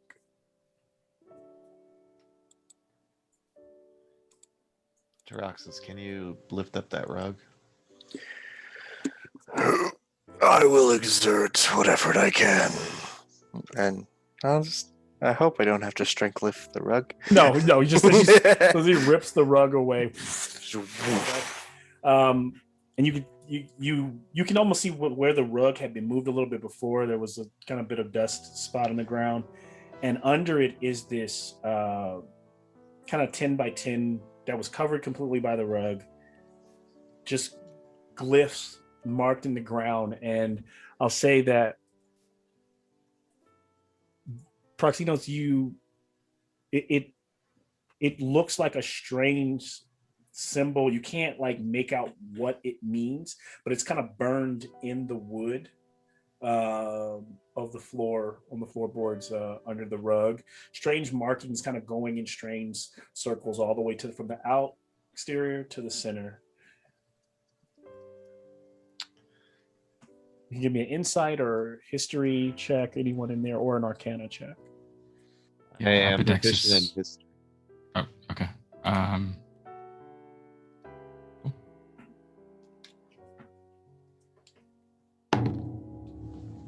16. And so Proxinos is like, it looks like a teleportation circle.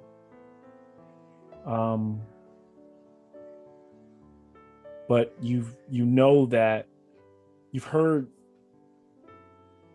Someone used else. to heard them mothers and father talk about teleportation circles, but Yeah.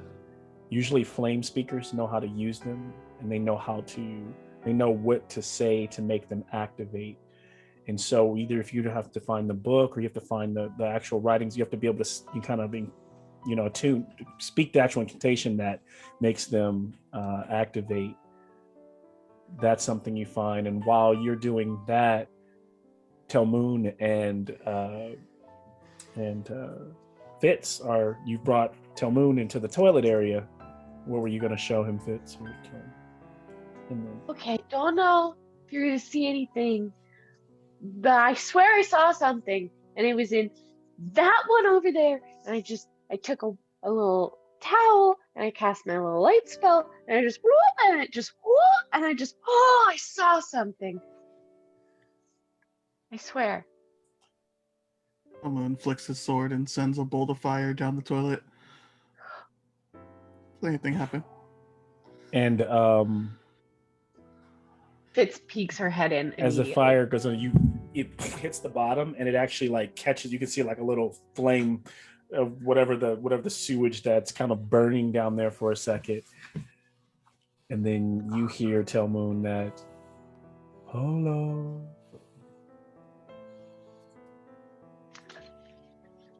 I told Yes. you. I told you there's something.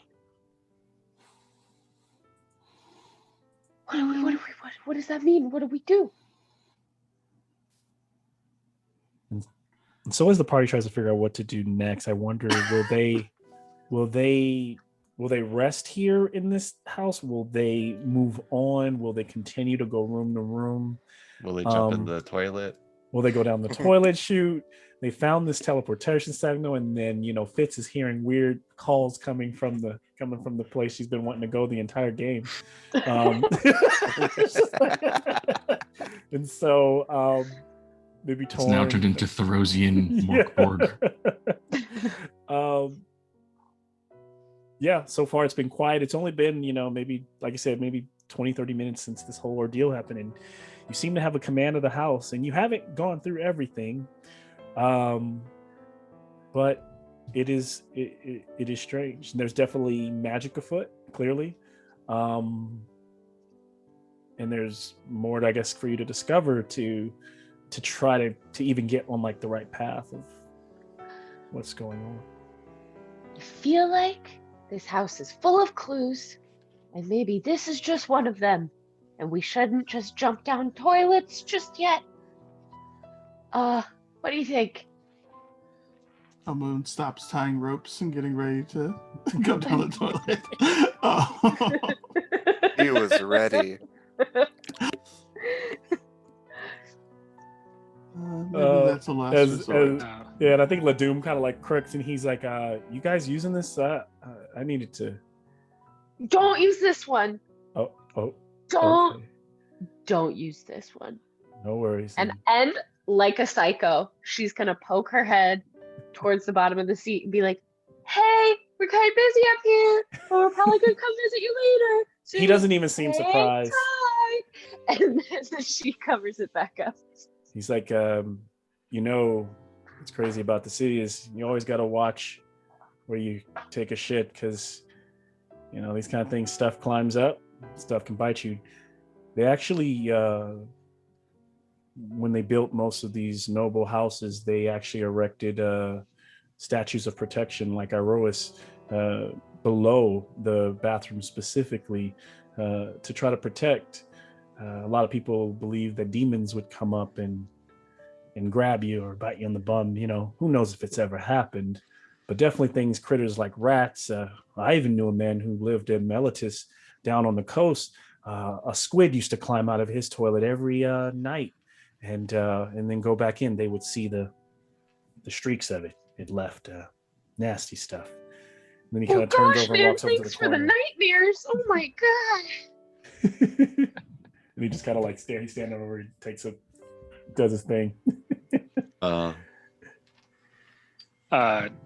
So yeah, Pythias is gonna come out of the kitchen with a sandwich. Be like, well guys, they left a bunch of food on the table. I don't think they're walking on a long journey. And just munching on a sandwich that he made in there. Yes, come check this out.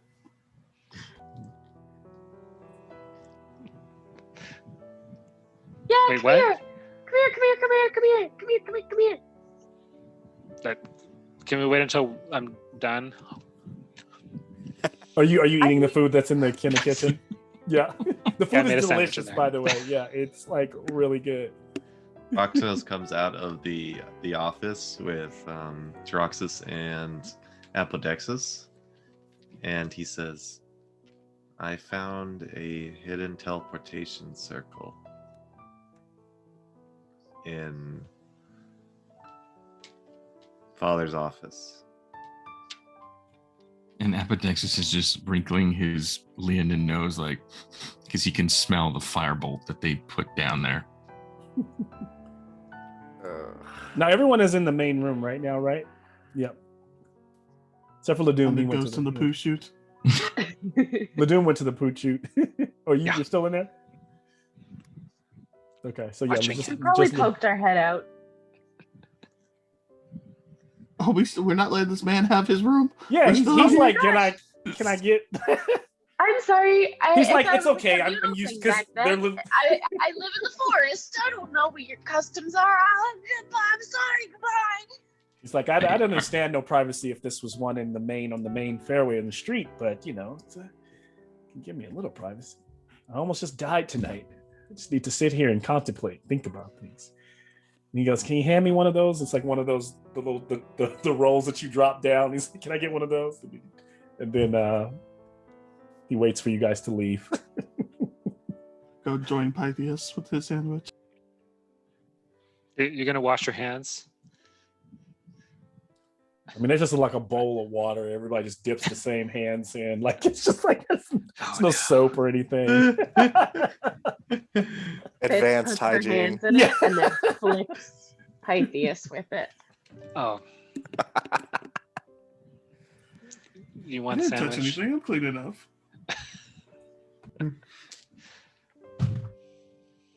Suddenly there's a "Ah!" from the bathroom. There it is. Why did we leave? Why did we leave? Ah! Fitz turns and Cutscene runs doesn't back activate in. until you walk out. As Fitz runs, she's like a step from like opening the door. Ladum opens the door. Gotcha. And we crash the black and end tonight's episode. And he just starts laughing.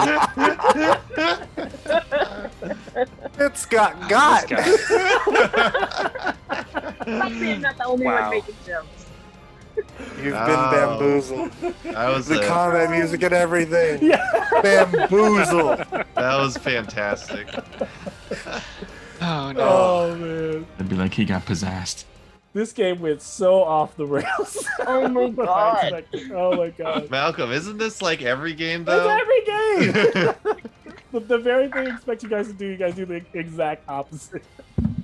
Oh man. Like we expect him to do the thing that we expect us to do, so Yeah. then we do the thing that they don't think of, but then we think of it. It's so Okay. It's a double blind. But it's Malcolm. Like, you know, if there's a hole in the ground, there's something in it.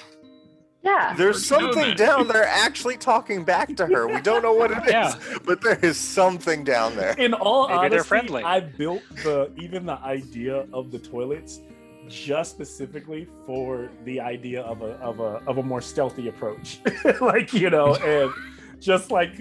So, and I know everybody was like, "Oh, it's a trap. It's just gonna be a trap." I mean, I'm sure there could be encounters and things like that, but it was the sewer mission, right? It was just the. Man, they was gonna start throwing spears down into the toilet while we're climbing up. None of that, man. What was he gonna do? You guys had written your own worst nightmare, and I was like, "Oh shit, man, yeah, he could have done that." Start pouring hot oil. Just Or what if they don't know? What if they just use the bathroom while we're trying to climb up? I'm over it. That's still awful.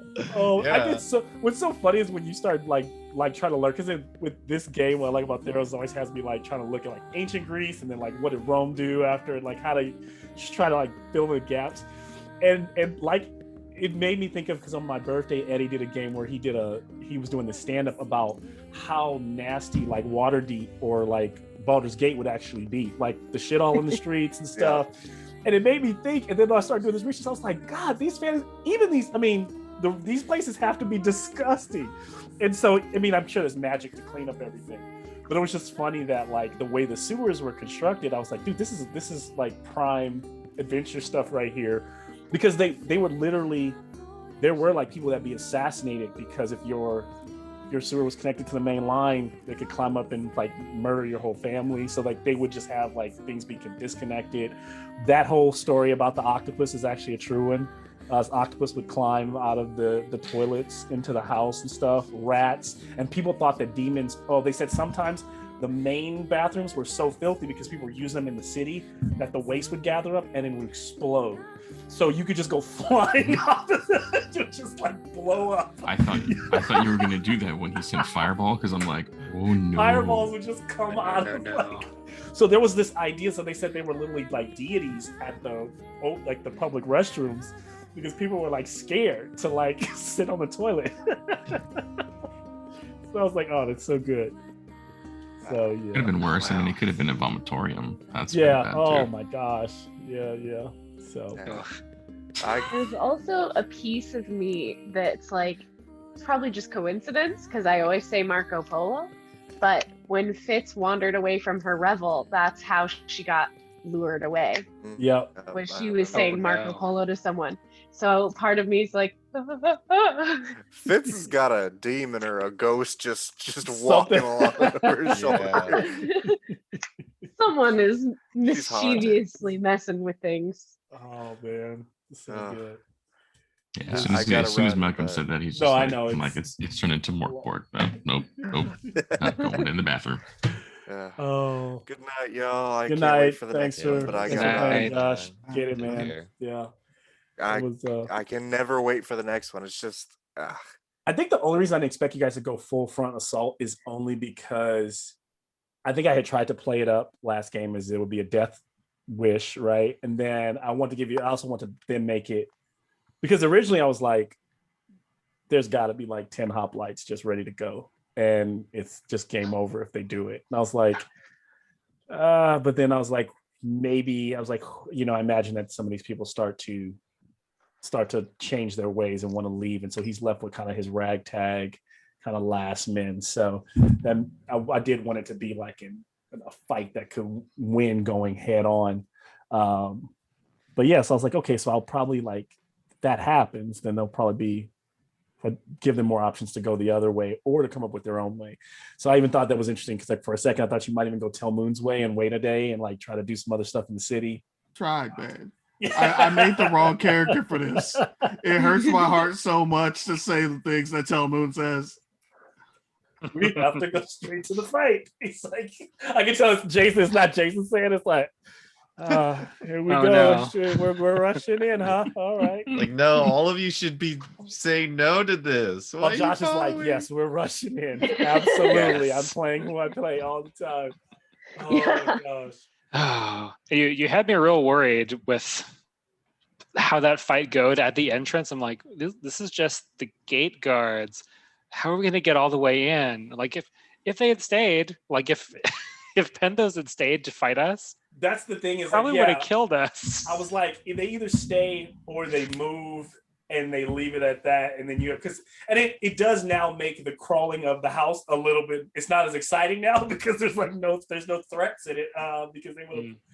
But there okay is, but I think there are secrets still. But yeah, it was fun. I'm not the person to help you with finding That's secrets. what you felt like. What's that? The secret toilet, though. That's where we gotta go. That's how you feel. That's for the next thing. I blame Eddie. It'll make sense eventually once you guys put it all together. But yeah, We'll rappel down these toilets if we need to, but Oh no. it's not my first choice. And I think after eating the food, you're gonna realize it a little bit later, but there's some positive benefits to it, Pythias. Oh, okay. What was it? It wasn't just a role play sandwich. No, it actually wasn't. So it has a lot to do with, you actually rolled pretty low on the recipe, but it has to do with the recipe book being constantly blessed, because she says there's a prayer like made over every single meal. So they actually are a slight little bit. I don't think it's a lot. I think it's like what was it? Looking for Secretly a hero's feast. Right. Yeah. See, I was trying to think of an excuse to take the cookbook and give it to Roxy's, but I'm like, this doesn't belong to me. Hey Mal, can I roll my hit die on this side, my short rest hit die on this side, so I don't forget before next session? Yeah, you can. I'm assuming that we pretty much had a short rest. Yeah. That we've been searching for a while. Yep. I would have used more spells if I knew there was nothing else happening in the house. Moon's having an identity crisis. Does he really belong next to Teroxys in the front? He got taken down by the scrubs tonight. Wait, but all that means we're not in a. you guys haven't taken a long rest. You're taking your short rest right now. I'm gonna go ahead and roll hit dice for the short rest too. It's necessary. Rolling all three of them. I never do this, but I can sing. Tell I'll Moon got sing a messed song up of today. rest. Ayo, Oh, okay. I'll sing a song of rest for y'all. What does that Can you do? roll that d6 for us? Looking it up right now. It adds a d6 to our healing. What if it's something different? I don't know. It might be something different. Yeah, it's an extra d6. Can you roll that for us, No. Nikki? Yeah. Oh, so yeah, I'm it at just full cures anyway. exhaustion, which none of you would have had. So it would have cured any exhaustion that you would have had. But I'll also add to it, since I didn't play into. Okay. I won't give it a full. It's not the same as a full Hero's Feast, but it'll be 5. Yeah, I'll give you the immune to poison and being frightened, and even advantage on wisdom save. So similar to Hero's Feast for the next 24 hours. Call it Hero's Brunch. Nice. Hero's Brunch. Yeah. There you Hero's go. Brunch. Yeah. Hero sandwich. Yep, you got it. We'll give you that. And you guys get Nikki, 5. that's exactly what I need to go to full. Okay. The hero. Yeah, I went insane printing this week because I printed like all the tables with the food and stuff on them. I was just like printing like all of this. I was like, oh, I'm gonna fill this whole house up. Actually, look at this. This Very nice. Iroas. It's actually Iroas, a small version, a little statue of him, a little shrine. Nice. That's cool. Yeah. So I needed like a bunch of like kind of Greek based like, or ancient. I didn't have a lot of like good models for that stuff. So. And you saw that That's all Reaper very just cool, like man. announced their whole Greek line, Really? right? No, I didn't. But you know what, There's- dude? Now that I have a printer, it's like, It's why? like, yeah, Why? It's like I need something. Oh, and I'll be up here like it's like you're upstairs working and it's downstairs doing the thing, and it's just the weird. It's just like, oh my god! I mean, you're still spending. You still got to buy the files because all the good files cost money. But considering that they're like 75% what you would spend for the actual miniature, and a bottle of resin will go a long way. And it's You can right make there. 5 of them. Yeah. You just make 5, yeah. You just like put all of them on there. Like I was just putting a ton of stuff on the plate, and I have a little plate. It's not even the greatest printer, but it's like the same one Eddie got. But it's like, dude, you can get a lot done. You can even kind of build decent big monsters by print, even if you had to like print their piece, like the arm here, Piece by leg piece. here. You can put them together, and Yeah. And there's also that guy. It's like a $200 printer. It's not even that super expensive. Like, Wow. Yeah, I'll see if I can find a link for that guy who did every single monster in the monster manual. oh wow. Oh, wow. Yeah.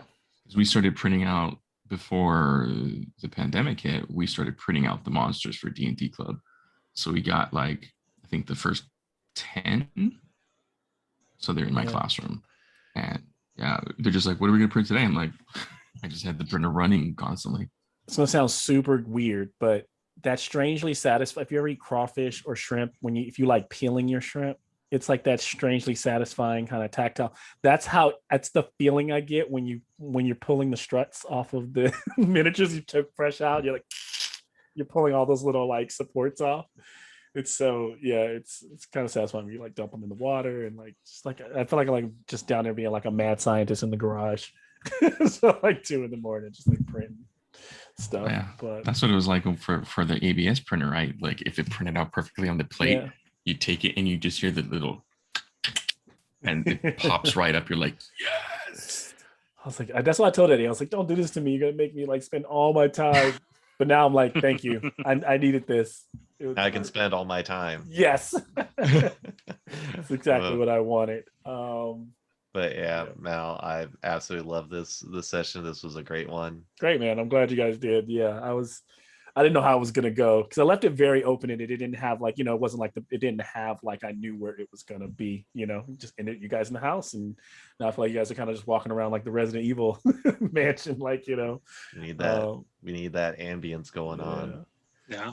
Speaking Mal, I need of my 234 XP, bro. I'm gonna die if I'm in the front line like this anymore.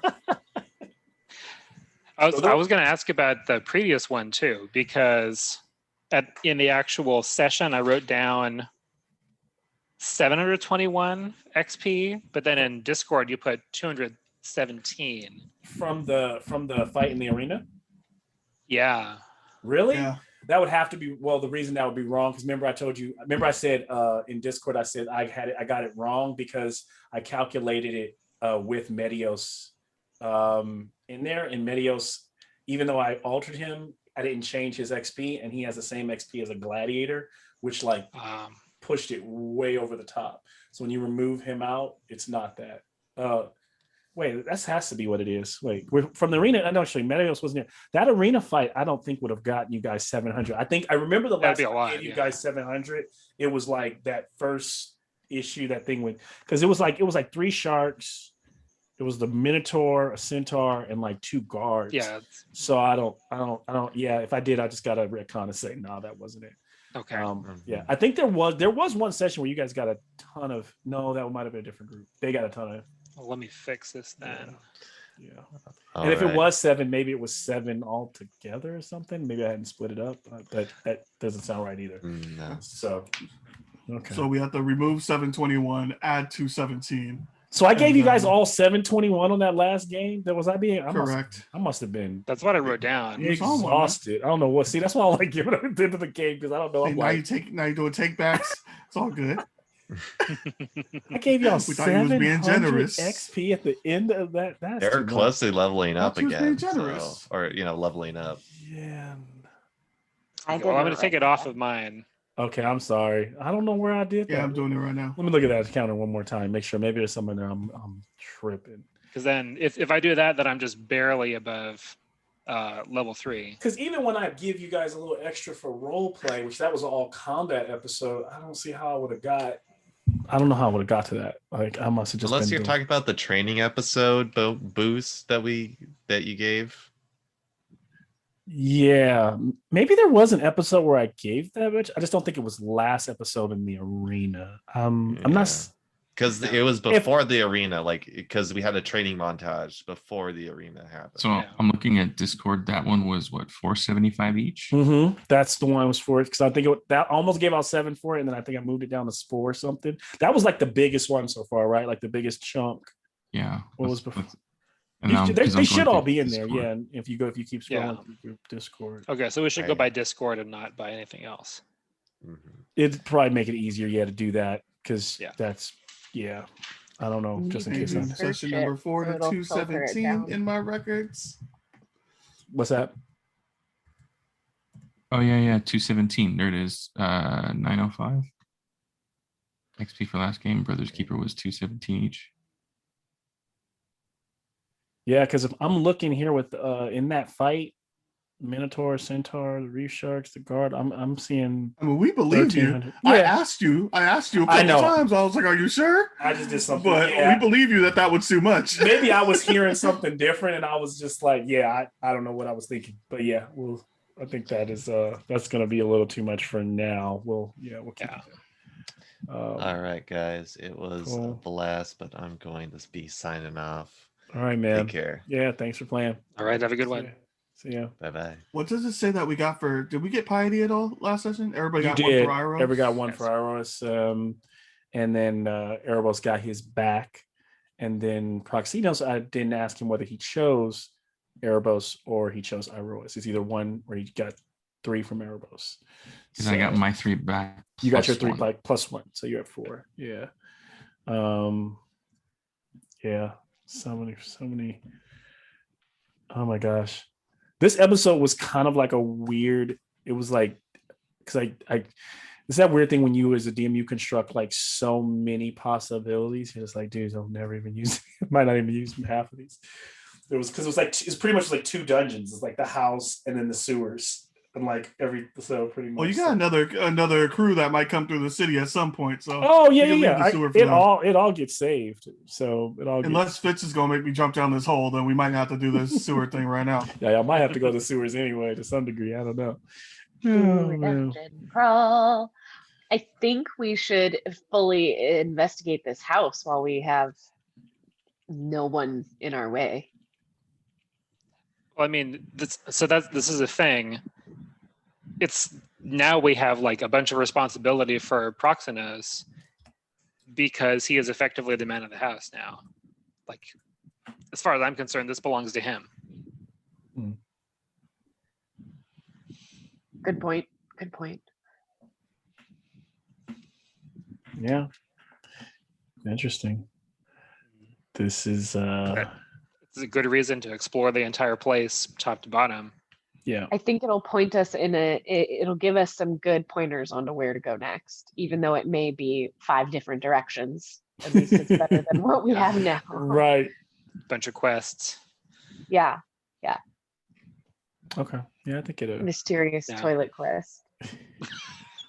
That's definitely where we should go. Oh man. Yeah. And so we talked a little bit about this in the in-person meetup, Mhm. but with the whole lesson from Chris Estrad of too many quest hooks and knowing which one is the main quest and which one is the side quest. Yeah. The Yeah. answer is never the sewers. Always the sewers. That's one thing we I learned don't know. from The sewers are. Ninja Turtles had pretty good luck in the Like sewers. That's all I'm Yeah. saying. how many games were we in? How the many sewers? RPGs have you had to? How many Furnace? RPGs have you had to go in the sewers at least once to get back to the main hook? Just say it. Yeah. Yeah. Oh man. Yeah. Good stealth way to get through those old cities. I mean, if they had good infrastructure, if it's like Yeah. a medieval European city, it just means the streets. You're Good point. fully going to die of disease. Yeah. It's not gonna be okay. I have cure wounds. It is fine. I Oh will my cure you. gosh. I'm immune to disease, so I'll be fine. Nice. Oh yeah, we should all And you can eat cl- some of the food. And you in the could kitchen save before 3 we of go us a down there. day. So hopefully it's not too long of a lasting disease because Yeah. it'll take you 2 days to cure the party. Like, what happened to those adventurers? Well, they went down into the sewers and they died of cholera. They were never heard from again. Like they finally show up to the house and they're like, no one's there, and they just walk in. There's just like ropes tied into each of the toilet chutes. Like, What the heck? oh man, that was good. It was Wow. yeah, definitely interesting. Did not. I'll have to learn how to convince you guys to be less reckless, even though my mouth is saying be as reckless as possible. It's too late. We've put together this Oh, party. man. This is what we're in for now. I was getting a little worried. I was like, I was like, these hoplites, man, if they keep striking strong like this. I was like, They have 3 attacks. they have 3 attacks. It's rough. 3, If yeah. I died, you guys And are I going only- to be so mad at the character I was And I going to only, bring next. yeah. Oh. No, I And I only had put sorry, that I as still had- Grandma, she three wasn't of going to them. let y'all do shit.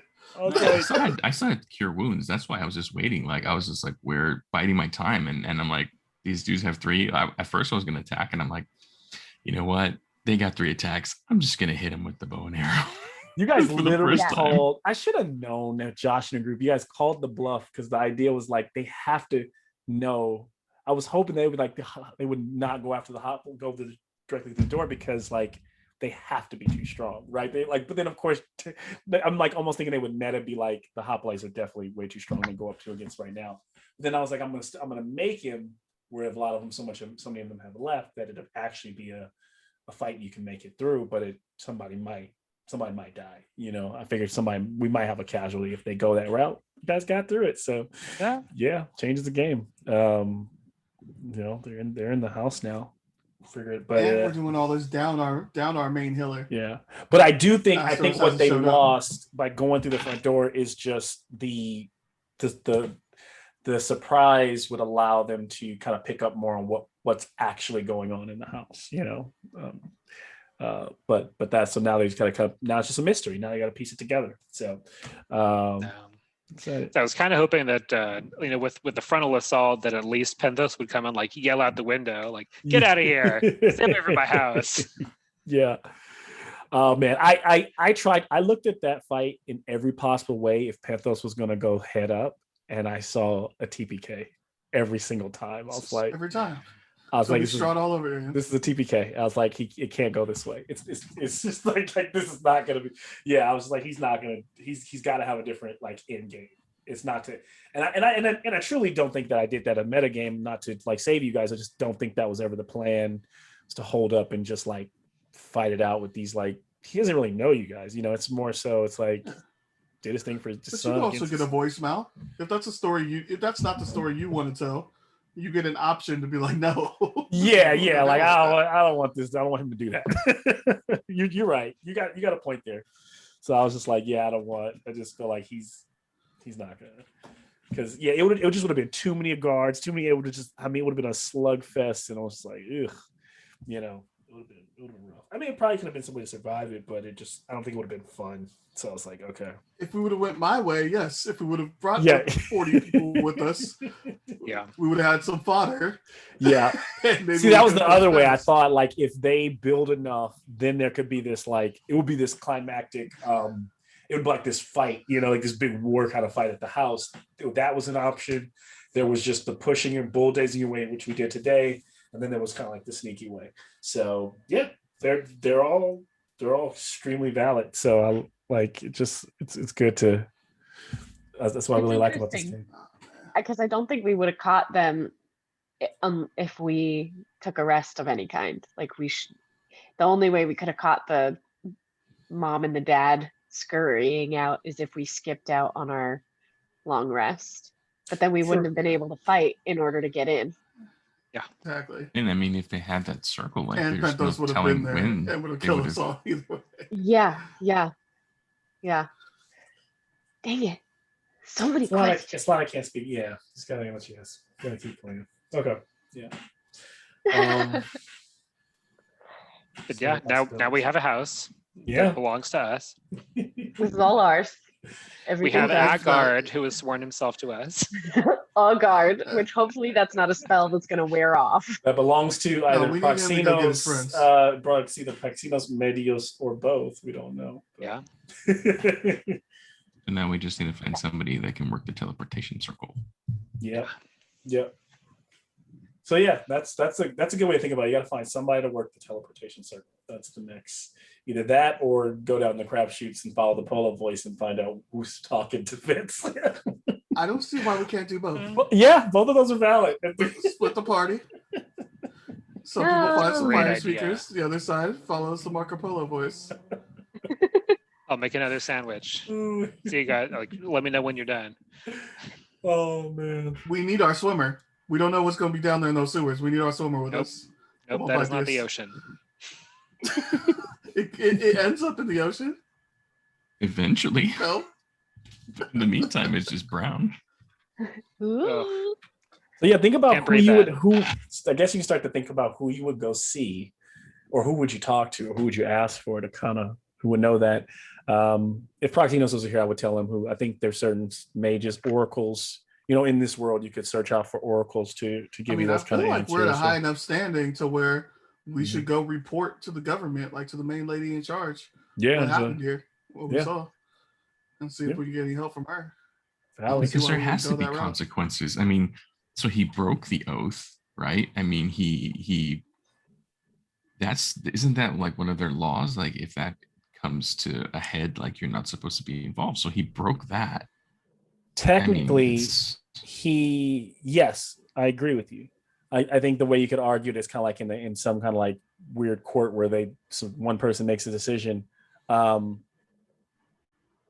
here's the way I would see the technicalities. Proxinos is technically no longer a citizen of Akros. By definition, by his original being exiled, his exilement, he was never supposed to step that back foot in Akros. So he actually participated in games and stayed in and was in the city when he really should not have been in the city. So Penthos actually had a point to put him in the games, but Penthos didn't necessarily. So technically the fight for his brothers for the right to the house, some could argue that it is just for show and that the actual challenge that stood when they were 11 was the real challenge. So you have to argue, is the old challenge standing, or do we accept this new challenge from an exiled, no longer warrior who now wants to take the place and fight this warrior? And then if in this fight where you're expected to be to the death, Proxinos decides not to kill his brother also fails. In this culture, I don't know. I'm not saying I know what the answer is or I'm making the answer right now. Does a father have the right to say, none of my sons are worthy, and I have the right to take them out? It's probably disgraceful. I don't know if it gets him killed or put in some kind of jail. I imagine in there they don't put people. They would probably get murdered. He'd probably be off. I would say the kind of argument is not during the games. It's not during, and the games themselves are supposed to be sacred. That's their argument. That's the argument that you guys would have to put forward. The games are sacred to the city, and it was a violation of that. Yeah, and I think you get that feeling. That's why all his men left him. Like he has to have at least let's say he has 300 registrations. Just for the sake of who he's based. He had 3. So he's there's no one really following him. And it probably makes sense to actually why you don't see him around or camped out in his house, because he probably knows he's lost that standing. So I think that's not the hard part. I think the bigger question is, who does the house go to? Yeah. That's the question. I don't even know that. I don't know that. So. We know damn well Proxinos' sleepy ass can't run no house. If we don't get somebody competent in here. And he's gonna probably want to gallivant with his friends and go out on adventures. So, so we'll see. My boss is only up from was that 8 to 2. I gotta come back tomorrow. This is my first campaign I've ever played where 5 sessions in, we're one character's full on backstory, just full steam ahead. It's kind of interesting, but the party's there for it, so it's cool. Yeah. It's just I did not plan any of this. We were just literally just flying by the seat of our pants. It was supposed to be go to Akros, get a mission, go over here, and then Renee just ruins it by selling the mask back to he just sells the hook off, and I'm like, well, that's done. Oh my god! So that I like to ruin things, apparently. All right, then Taroxy's is starting shit in the games, and I'm like, all right, well, that's good. Okay, this is Malcolm had the perfectly made binder. He's like, this is gonna be great. It's gonna be different. And then game 1, he's like, well, screw that. Oh my gosh! So, but yeah, that's what's fun about THEROS. Is it's just I love it. It's kind of open. It feels open world. It feels open world for the DM. And open world days, it's really it's that much more of a challenge, right? You have you don't have a whole lot to you gotta just go in there and be hey, what's happening here? And then it's also another challenge to think about what are the gods doing right now? That's that extra layer that makes it difficult to what kind of conversations are they having, or are they, or who's talking to who, and where's Erebos and also, right now? what we have. Like that's the other thing. Like we're just like, oh well, do you have this? No, not yet. Like it's just like, yeah, Yeah. Sentinel, yeah, don't got that. Nope, don't got it. Silence, don't got that either. That's another reason why I was like, I thought you might be a little more apprehensive about this fight today, and I was like, no, but they got it. They got it done. And I was like, so Malcolm, I was 1,000%. I was. You took 2 hits, right? And Yeah, went it's down. I felt sick. You hit me for 12. I don't even know if that was mathematically possible for that dude to hit me for 12, but you did it.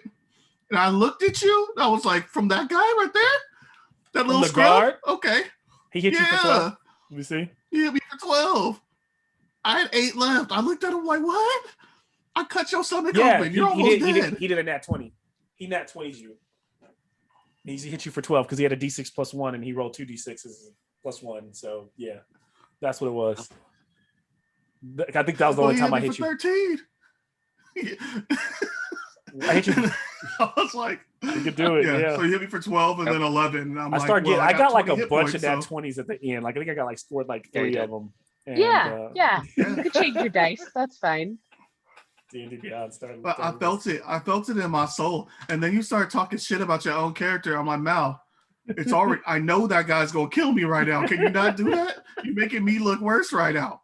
I'm about to go down to this man he was who really closed like, his eyes before he I swung should his run sword. He just did. That was funny because that's But- when I downed you when I was talking about how he's ready to run away, and then it was like nat 20. But I didn't do my ancestral because I thought we were gonna fight 2 fights. Yes. So that was Telmoon fighting by himself on his own. Yeah. And he's not as efficient when he does that. Yep. And I also knew that too. That was also part of it. I was like, they're gonna save. They're gonna hold on to spells. They're gonna save stuff. So like, Josh is gonna pull back a little bit. So yeah, it was good. Josh is actually the only one who used all of his stuff. Yeah. He used his cloud rune. He used his fire rune. He Yeah. used his action surge. I think I he have has his second wind. I had the what is it the thorn oh my god Spike Hail Grove? of Thorns. No, I had Hail of Oh. Thorns, and then Yeah, but Josh they're